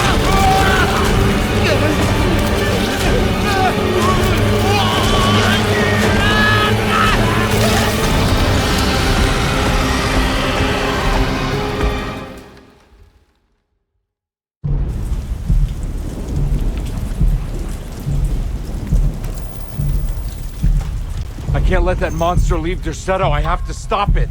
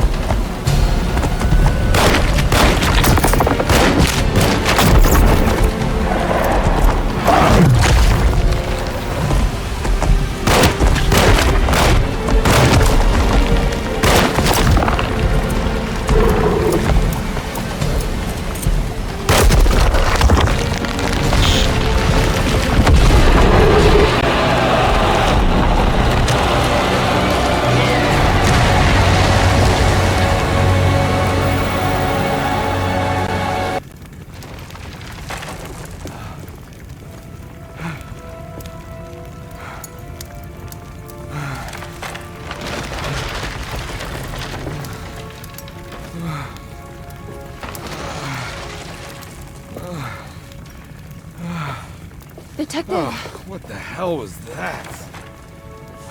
I tried to tell you. There was so much evidence. Their devotion to the Black Goat was like nothing I've ever seen before. I felt so dumb believing any of it, but I'm glad I did. Are you okay? Everything is out of order. This isn't the way the story goes. I shouldn't be alive. Yeah. Oh, you're welcome, buddy. How are you doing, sweetie? I kinda like it. You ruined everything, but I'm not mad.